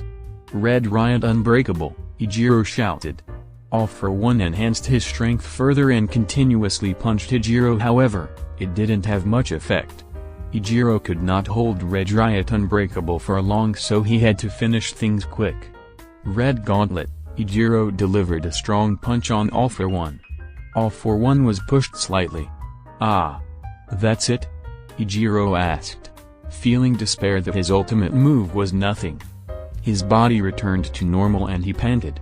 All for One walked towards him. "Any last words?" All for One asked. "Was I a manly hero?"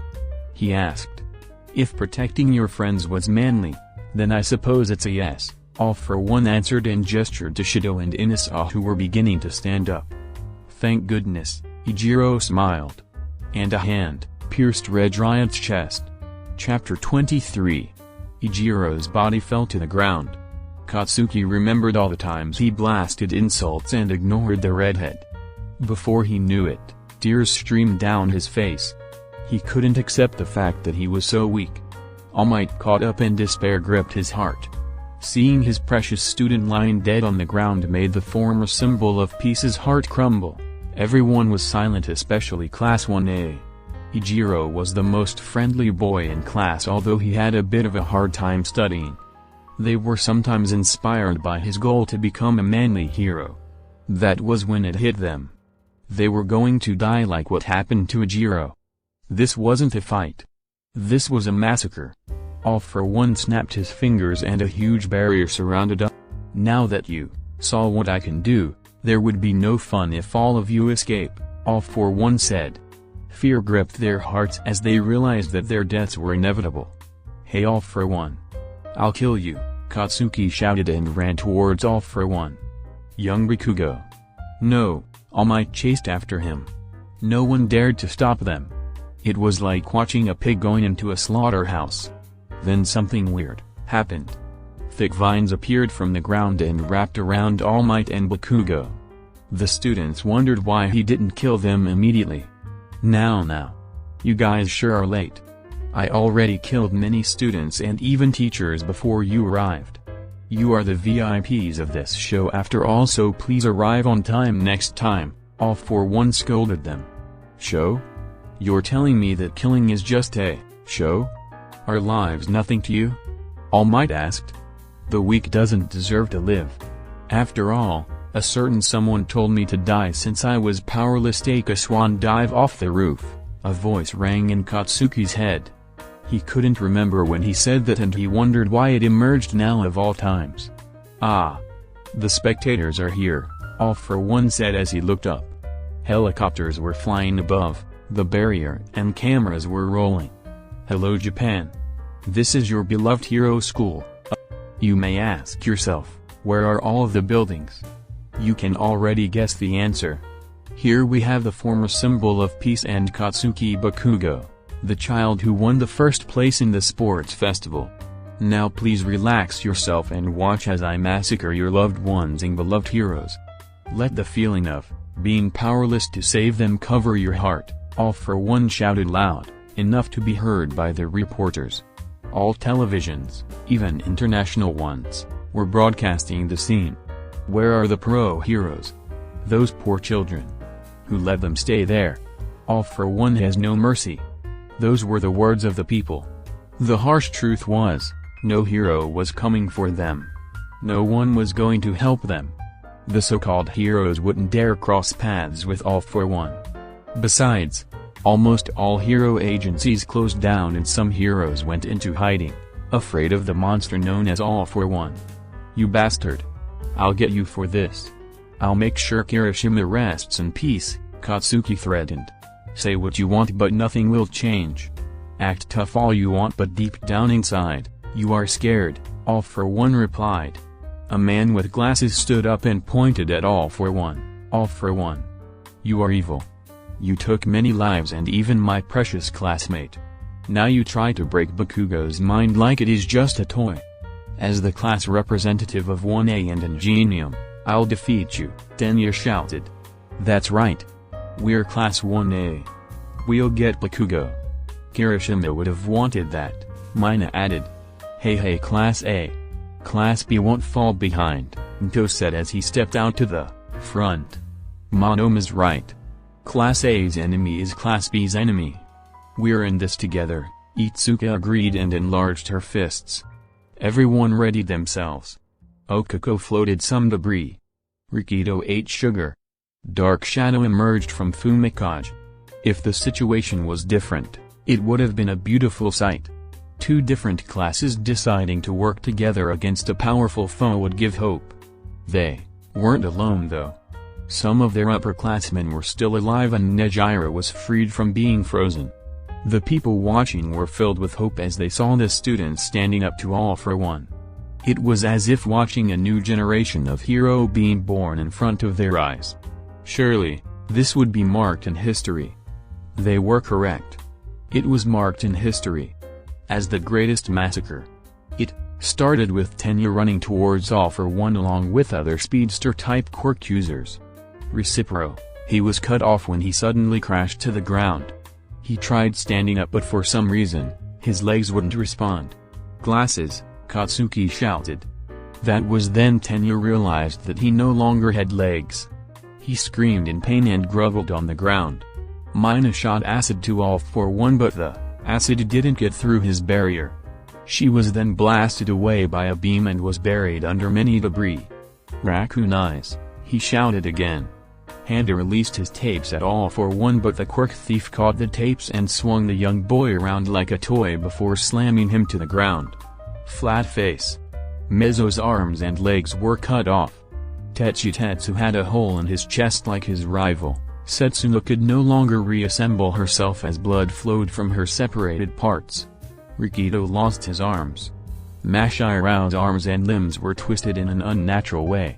All of them had one thing in common. They were dead.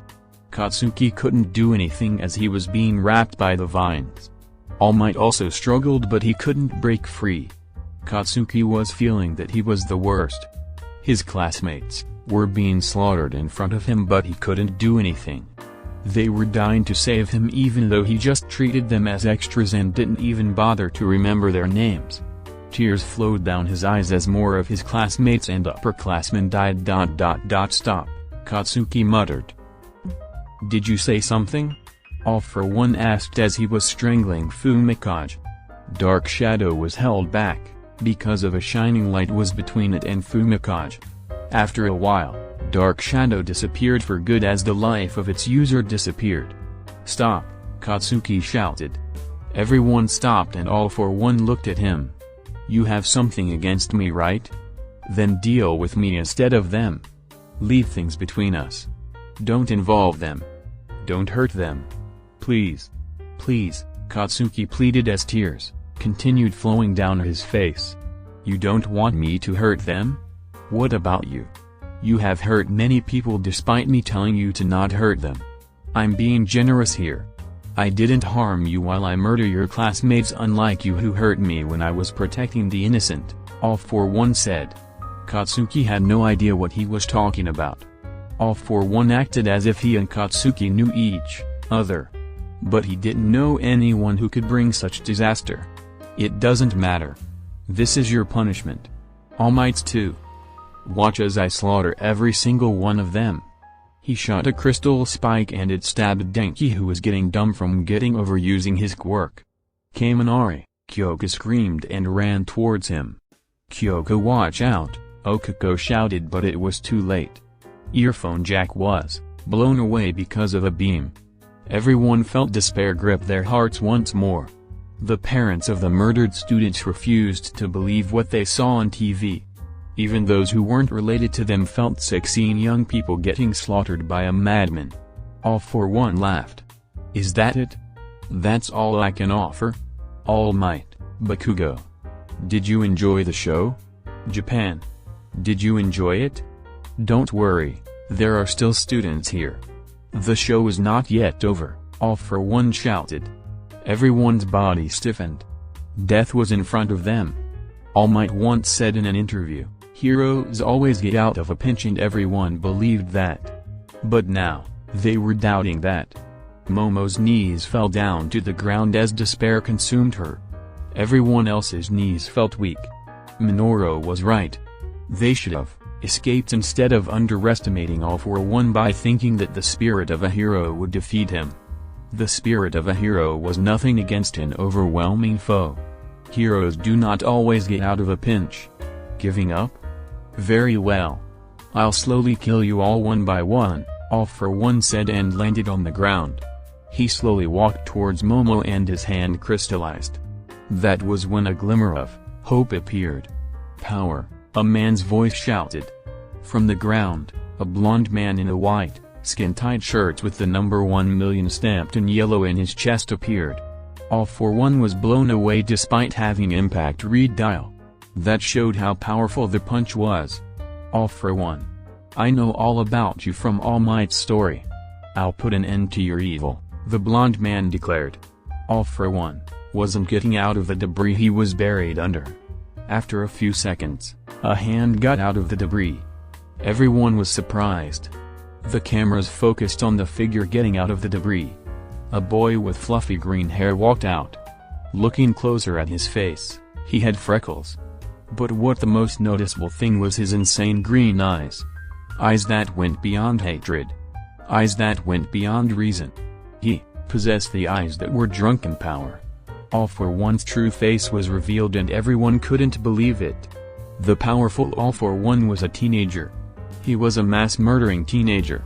What? The blond man asked in surprise. He expected All for One to be a distorted fiend like the leader of the League of Villains or have any sort of traumatizing scar or something.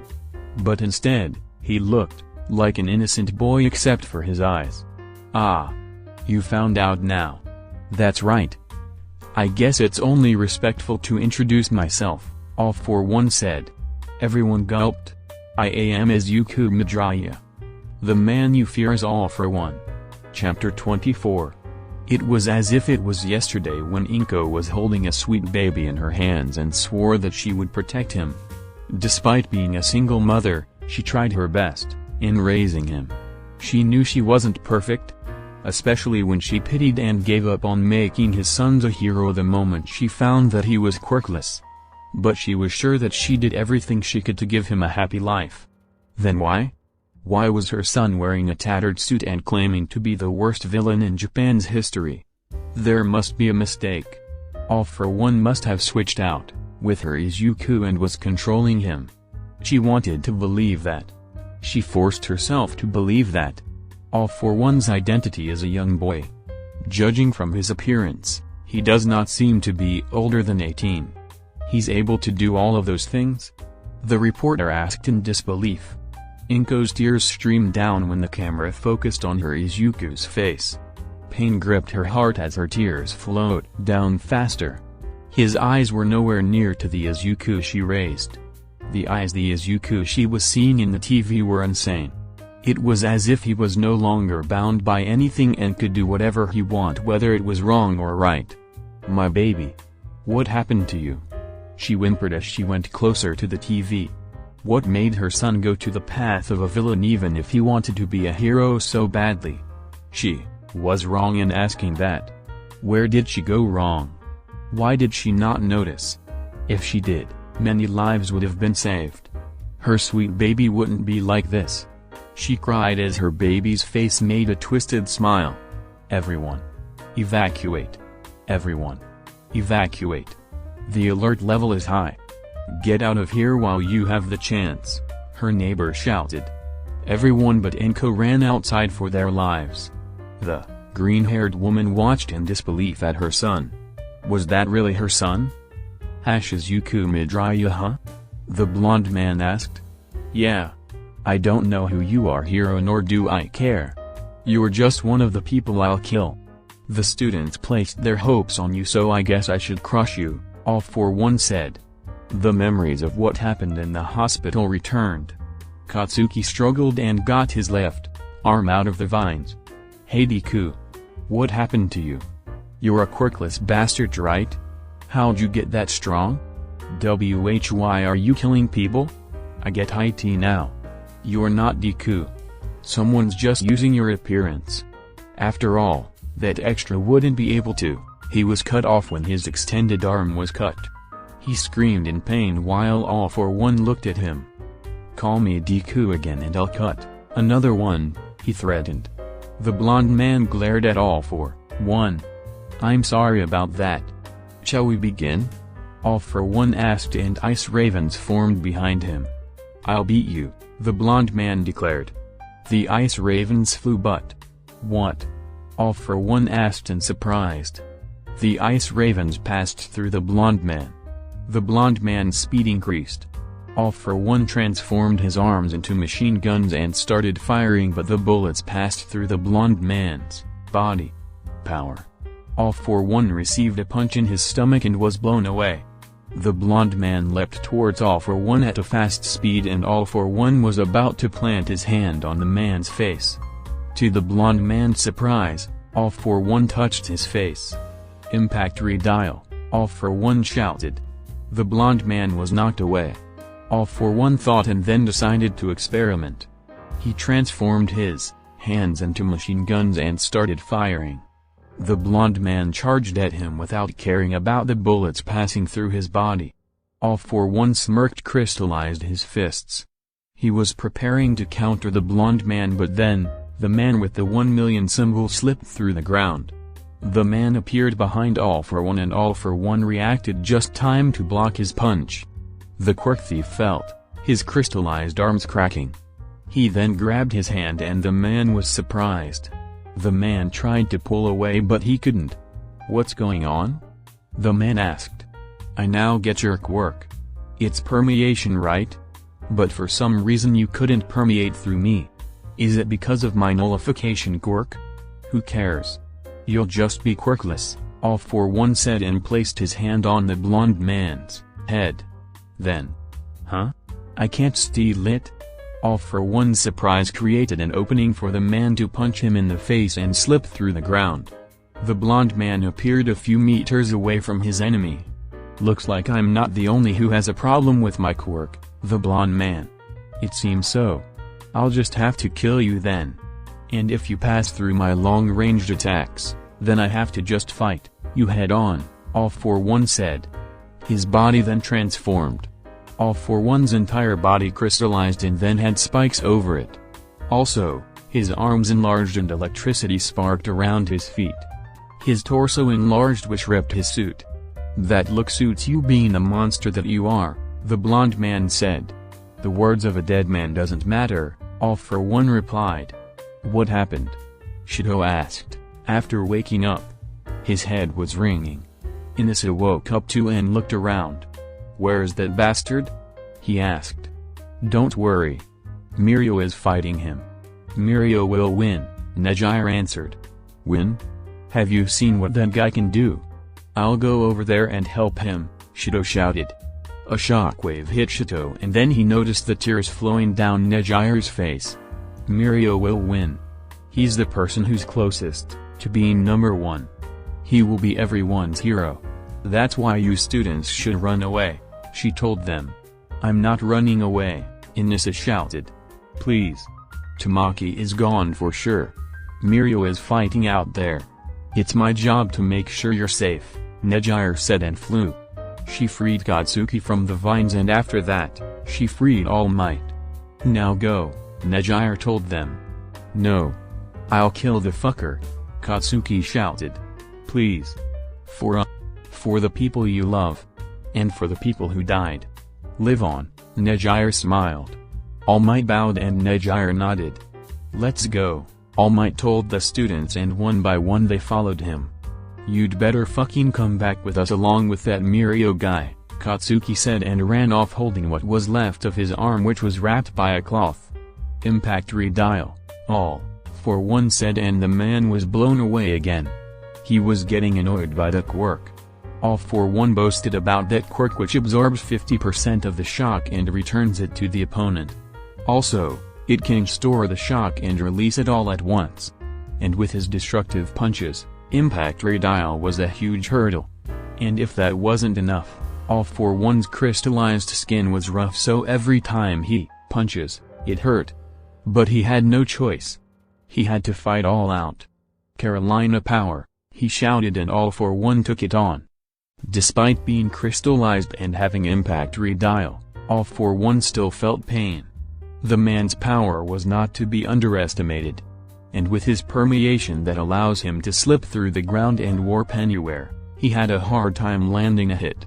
This showed his lack of martial prowess since he depended so much on his beams and long-ranged attacks.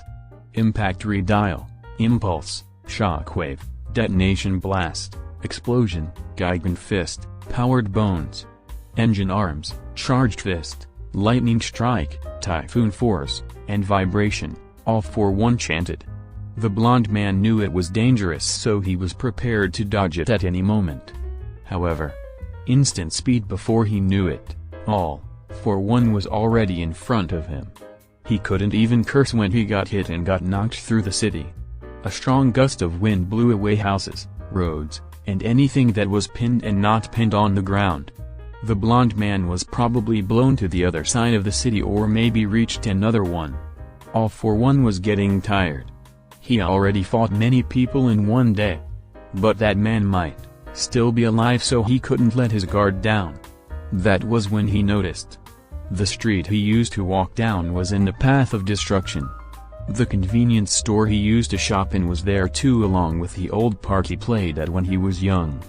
Then that means that's impossible. Civilians should have been evacuated already, he thought as panic and fear rose in him for the first time in a long time. All for One returned to his normal form. He ran and ran as fast as all of his quirks could give him and then he arrived at the ruins of his home. All for One activated his heat detection quirk and saw someone underneath the rubble. He used telekinesis to move the rubble and he was horrified of the sight. A green-haired woman was there and was bloody.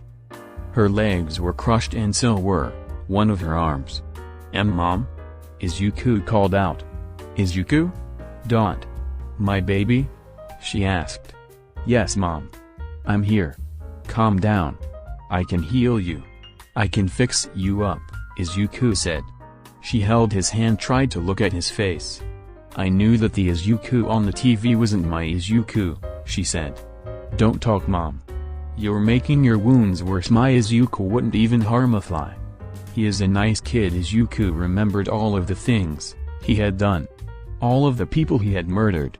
And your eyes. They're nothing like the fake in the TV, Inko said. That was when Izuku noticed. He was crying. Mom? She didn't reply. Izuku closed his eyes and stood up. All of the rubble around him cleared. Then, he heard something was approaching him at high speeds. He looked and saw the blonde man. He was badly hurt since his blood was coming, of his head, nose, mouth, and ears.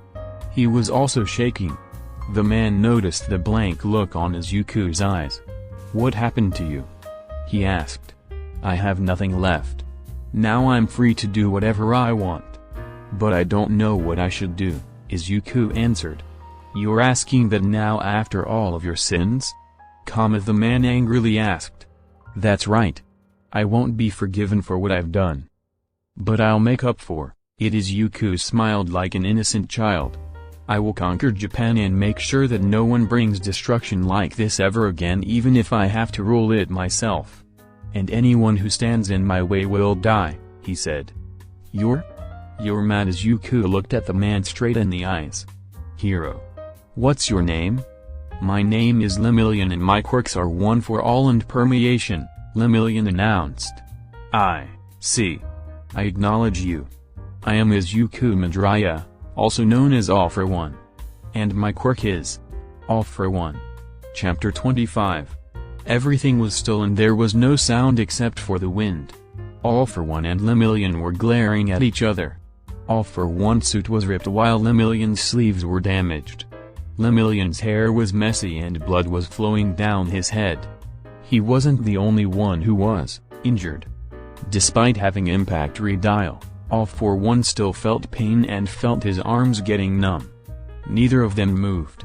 Then a piece of debris broke off and landed on the ground, signaling the start of their battle. All for One crystallized his arms while Lemillion prepared to punch. Then, All for One teleported behind Lemillion. What? Lemillion thought. He couldn't react in time. Lemillion received the full force of All for One's punch and was blown away. As he was flying away, All for One teleported again and punched him. This time, Lemillion blocked it and permeated into the ground. Lemillion appeared far away from All for One. His enemy was clearly different from before. All for One wasn't fighting recklessly and tried to overpower him with his quirks. Instead, he was using his quirks as efficient as he could in order to defeat Lemillion. That thought made the blonde gulp down. He wasn't sure how many quirks the green-haired boy had, but if he made dangerous combinations, Lemillion would surely die. That was why he had to step up his game. One for all, 1000%, Lemillion shouted and yellow electricity danced around him. He felt his muscles straining. Jumping from 100% to 1000% was a huge leap for him, and it was the first time he did it. All Might advised him not to go beyond 100%, but he had no choice. It was do or die. All for One charged at Lemillion, but the hero disappeared in front of his eyes. Before he knew it, a strong punch hit his face and blew him across the city. Using his enhanced speed, he caught up with All for One and grabbed his face. He then slammed the villain to the ground and dragged him back to where they from. All for One grabbed his arm. Impact redial. Lemillion shouted in pain. The piled-up power of his attacks were directed at his arm and it broke. He backed away as All for One stood up. All for One shot fire, but Lemillion slipped through the ground. This time, Izuku used his heat detection to see where Lemillion was and predicted where he would be coming. The blonde man appeared and All for One was ready to punch him with his crystallized fists, gigant arms, shockwave, explosion, Mach punch, and vibration quirks. The rumbling of All for One and Lemillion's fight could be felt even from far away. Every time their fists clashed, the earth would shake. Collateral damage? They didn't care about that.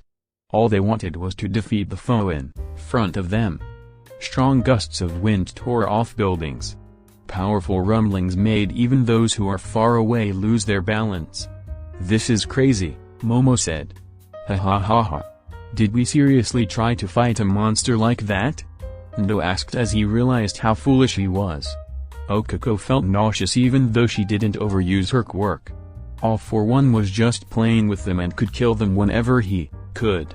She then wondered, what happened to him? How could he hate the world so much? He looked plain, but she felt that he could be a nice person. But this was no time to wonder about that. They didn't have any time to ask questions since the outcome of the fight was unclear, and if All for One wins, they were doomed. They had to find a place to hide, or at least a way to get out of there quick. Come here, a voice from above shouted. They looked up and saw a man with bright red wings. Hawks. What are you doing here? All Might asked. No time to explain, he said, and his feathers detached from his wings. The feathers carried the students and they flew away. Give me a report of what happened, Hawks told All Might. All for One is fighting Mirio Tagata, All Might replied. Sir, Night Eyes Kid? He'll be able to buy us time then, Hawks said. Buy us time? You don't have any hope that he'll beat that guy?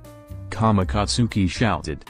Hawks didn't respond to Katsuki as he flew along with the students at a fast speed. Fuck this, Katsuki shouted. After flying for a while, they saw a lot of vans and Hawks' sidekicks. Get in. We're going away, Hawks instructed. The cars were too many and showed to Hawks that there were less survivors than he expected. He gritted his teeth. His motto of being fast was broken since he was too slow to save the students. If it weren't for that barrier, he would have saved them. He then laughed at himself, which surprised his sidekicks. What are you waiting for? Get in.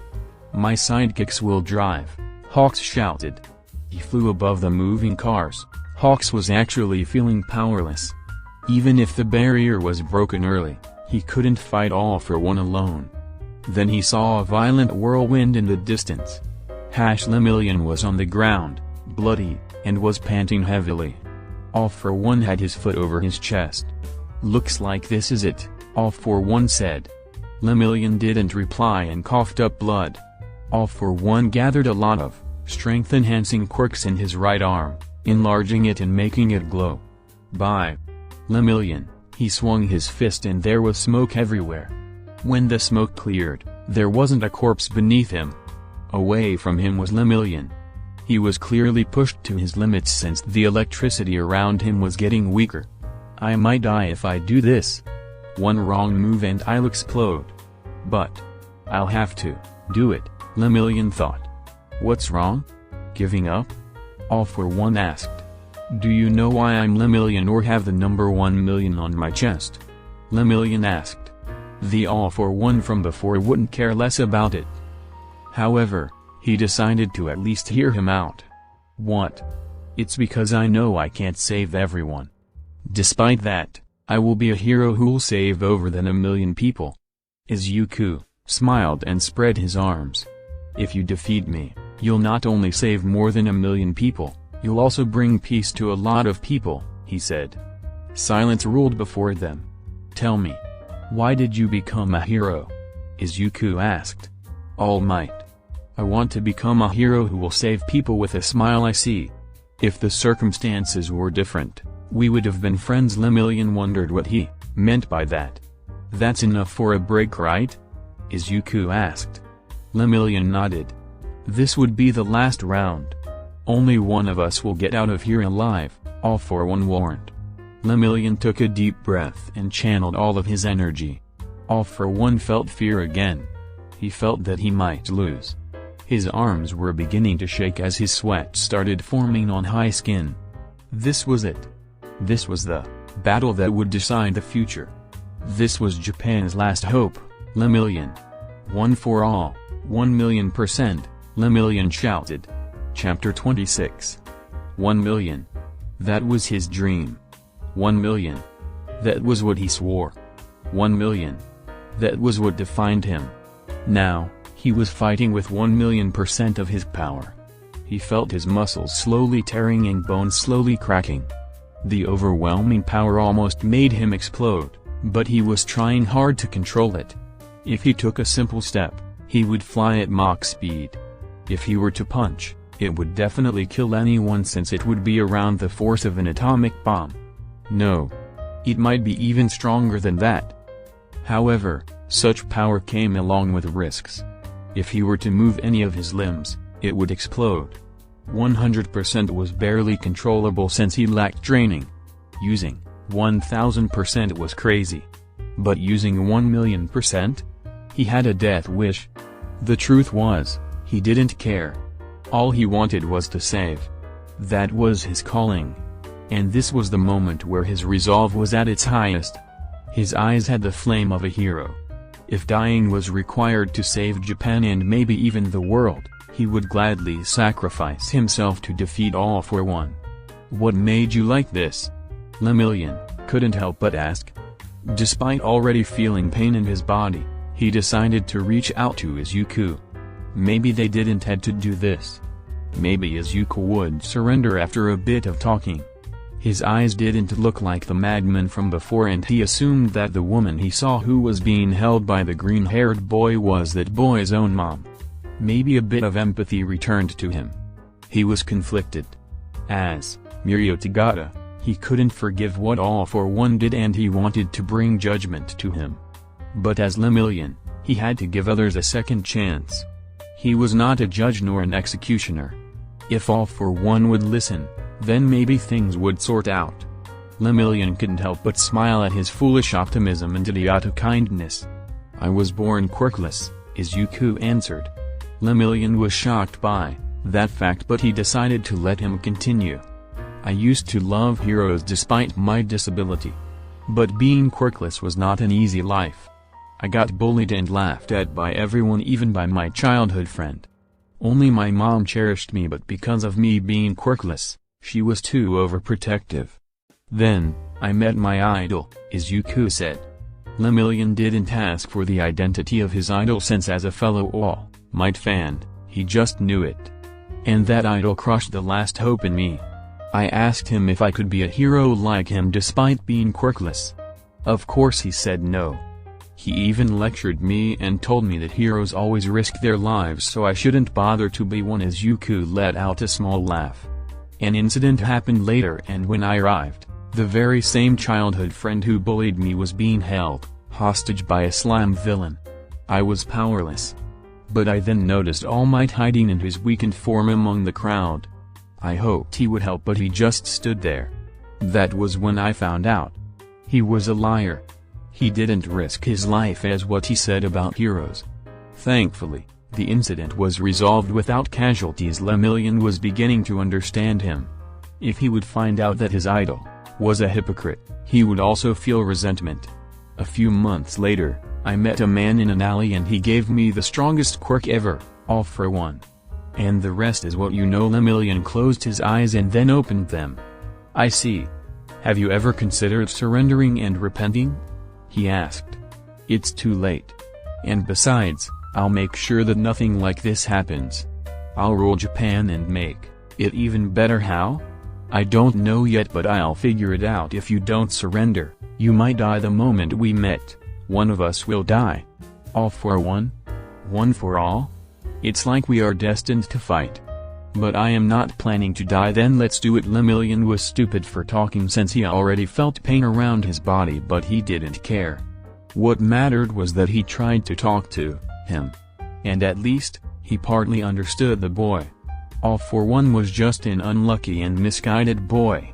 Lemillion felt bad for not being there. Even though he had a quirk, it was a useless one at first, and they might understand each other. But this was no time for regrets or what-ifs. This was time for action. Lemillion readied his left arm for punching.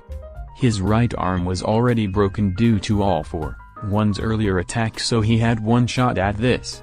Meanwhile, All for One gathered all of his quirks in his right arm. It enlarged, had pipes and spikes, crystallized, had flames, lightning, and revolving rocks around it, and vibrated at a fast speed. All for One also used Chronopass Quirk's ultimate move, Chrono's World. The ultimate move would slow down the user's perception of time down to making seconds into hours. Lemillion and All for One leapt. Despite slowing down his perception, All for One saw that Lemillion was still very fast. That only showed how quick Lemillion was in his 1,000,000% power.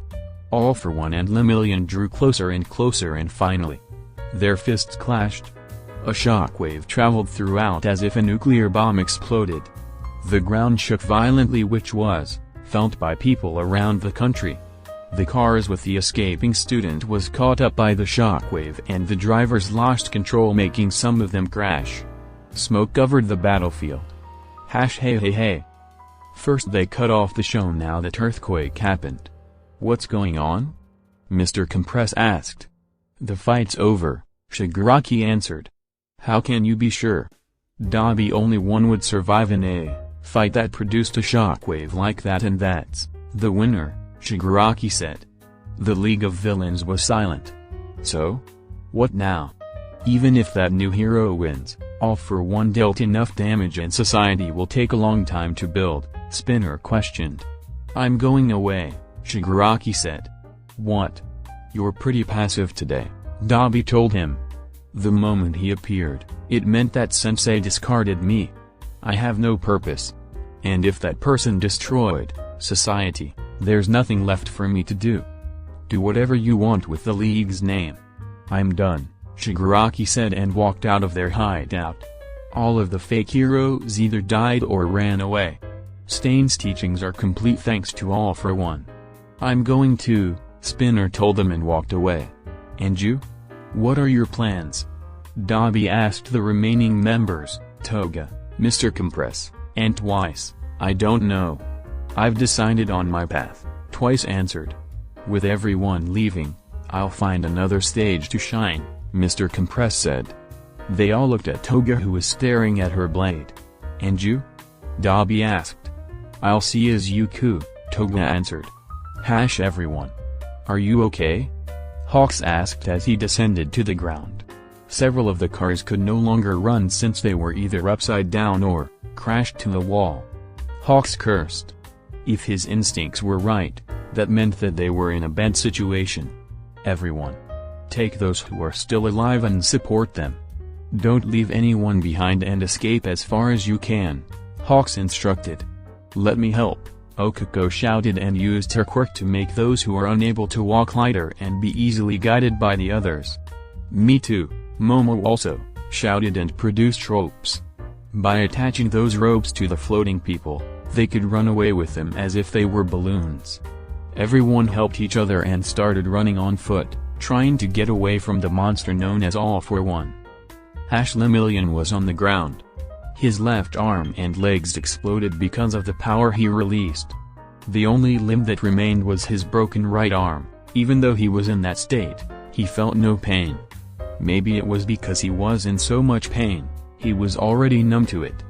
1,000,000% was too much indeed, but he hoped that it finished off All for One. He knew that almost all of his muscles were torn while some were badly damaged. All of his bones were broken except for his cracked skull, to which he found funny since people always called him hard-headed and stubborn.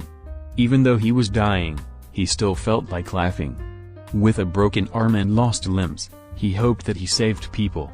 He hoped that he managed to achieve his dream. But he had to face reality. The green-haired boy was standing in front of him. All for One was holding the right side of his body as he was coughing out blood. He was the same case as Lemillion. He lost his right arm too, along with some damage on his right torso. I win, All for One weakly said. Lemillion couldn't reply since he was too weak and already dying. He had trouble breathing and he felt pain every time his heart beat. He stared at the sky. It was the same sky he walked home along with Tamaki. It was the same sky he trained under. And now, the same sky was his last view. Slowly, his breathing and heartbeat stopped. The centuries-old war between One for All and All for One ended with All for One winning. Chapter 27. The entire world was still. A week had passed since the battle between Lemillion and All for One. All they found at the scene was a young hero's body, while the green-haired villain was nowhere to be found. Some were wishing that he was dead. Others felt that he was hiding somewhere while healing.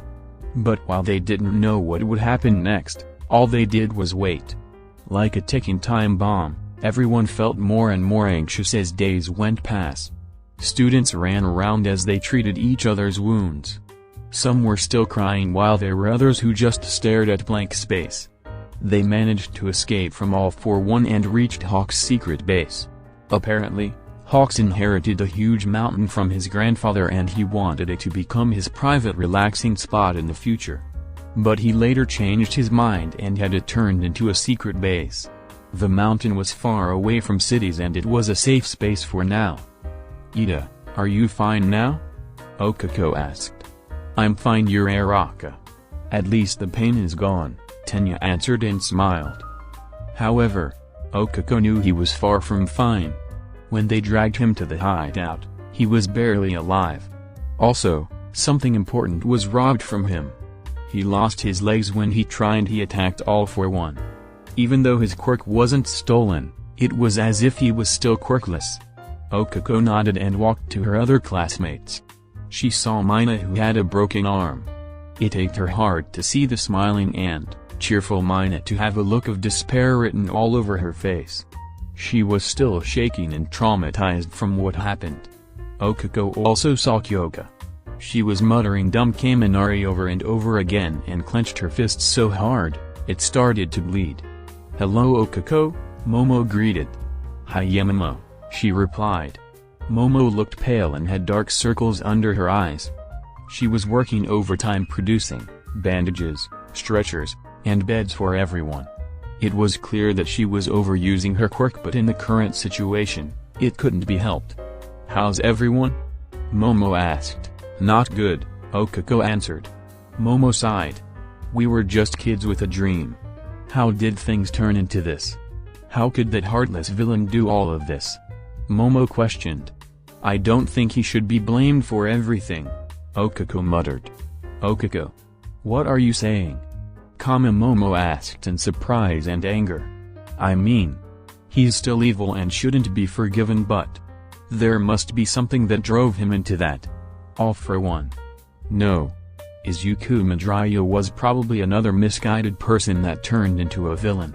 And we've learned in class that some villains turn into one because of their hardships in society," Okako answered. There was also one thing that bothered her. When she saw Izuku's face, she felt pity for him for some reason. It was like she saw the good in him. She felt that he was once a kind person. It was unexplainable how she got that, but her heart told her so. "You may be right, but don't casually say that next time. Others don't feel that way," Momo advised. "Yarazu. We need more bandages." "Here," Shito shouted, and Momo ran off. Shito was replacing the bandages of an upperclassman. He hated himself.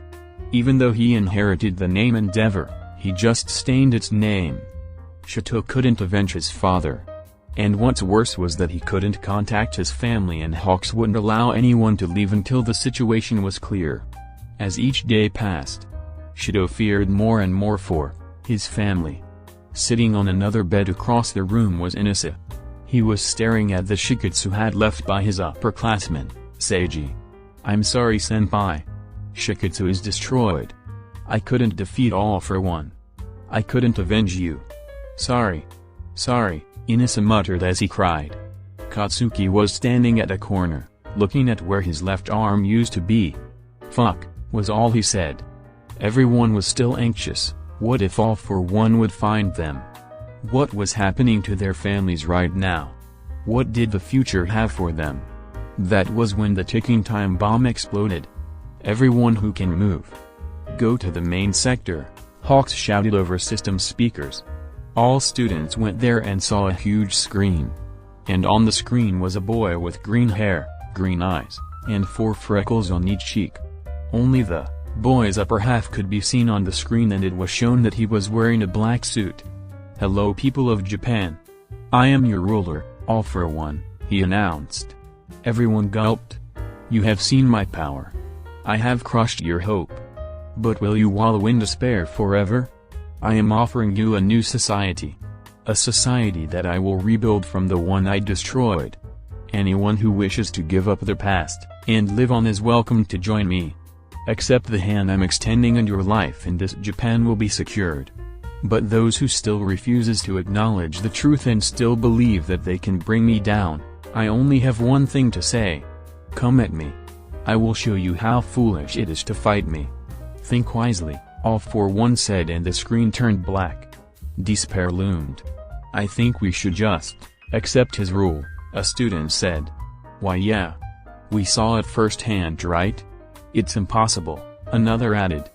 Everyone was muttering in agreement until, "Fuck that shit," Katsuki shouted. Everyone looked at him as he walked to the stage. "Why did you decide to be in a... Wasn't it to become heroes? If you give up now, then who will be the heroes for those who are in need? Are you that scared?" Katsuki asked. "You don't understand. You have a strong quirk. You even placed first in the sports festival, but don't get it to your head. You are nowhere near All for One's strength," an upperclassman shouted. "I am Quirkless," Katsuki shouted. that made everyone silent. All for One stole my work. He also stole my friends. Heck, he also stole my left arm, Katsuki said. He then pointed his finger across the crowd. But I will still bring justice. Because I'm a hero. I will protect those who need to be protected and help those who need to be helped. And most importantly, I'll beat the shit out of any villain. You cowards can stay out of my way. Katsuki raised his arm and had a face full of resolve. One by one, the students raised their arm. Kyoka raised her arm. Mina raised her arm. Okako raised her arm. Everyone raised their arm. Your enemy is a ruler now. Are you still up for it? Hawks asked. Then we are not just heroes. We are revolutionists, Katsuki shouted and everyone cheered. Is this what you want? All Might asked Hawks quietly. This is what they want. As the current #1 hero, I'll support them, he answered. That was magnificent. Magnificent, a bald man with a mustache praised. And if it weren't for your help, I wouldn't be alive to give a speech like that, All for One said.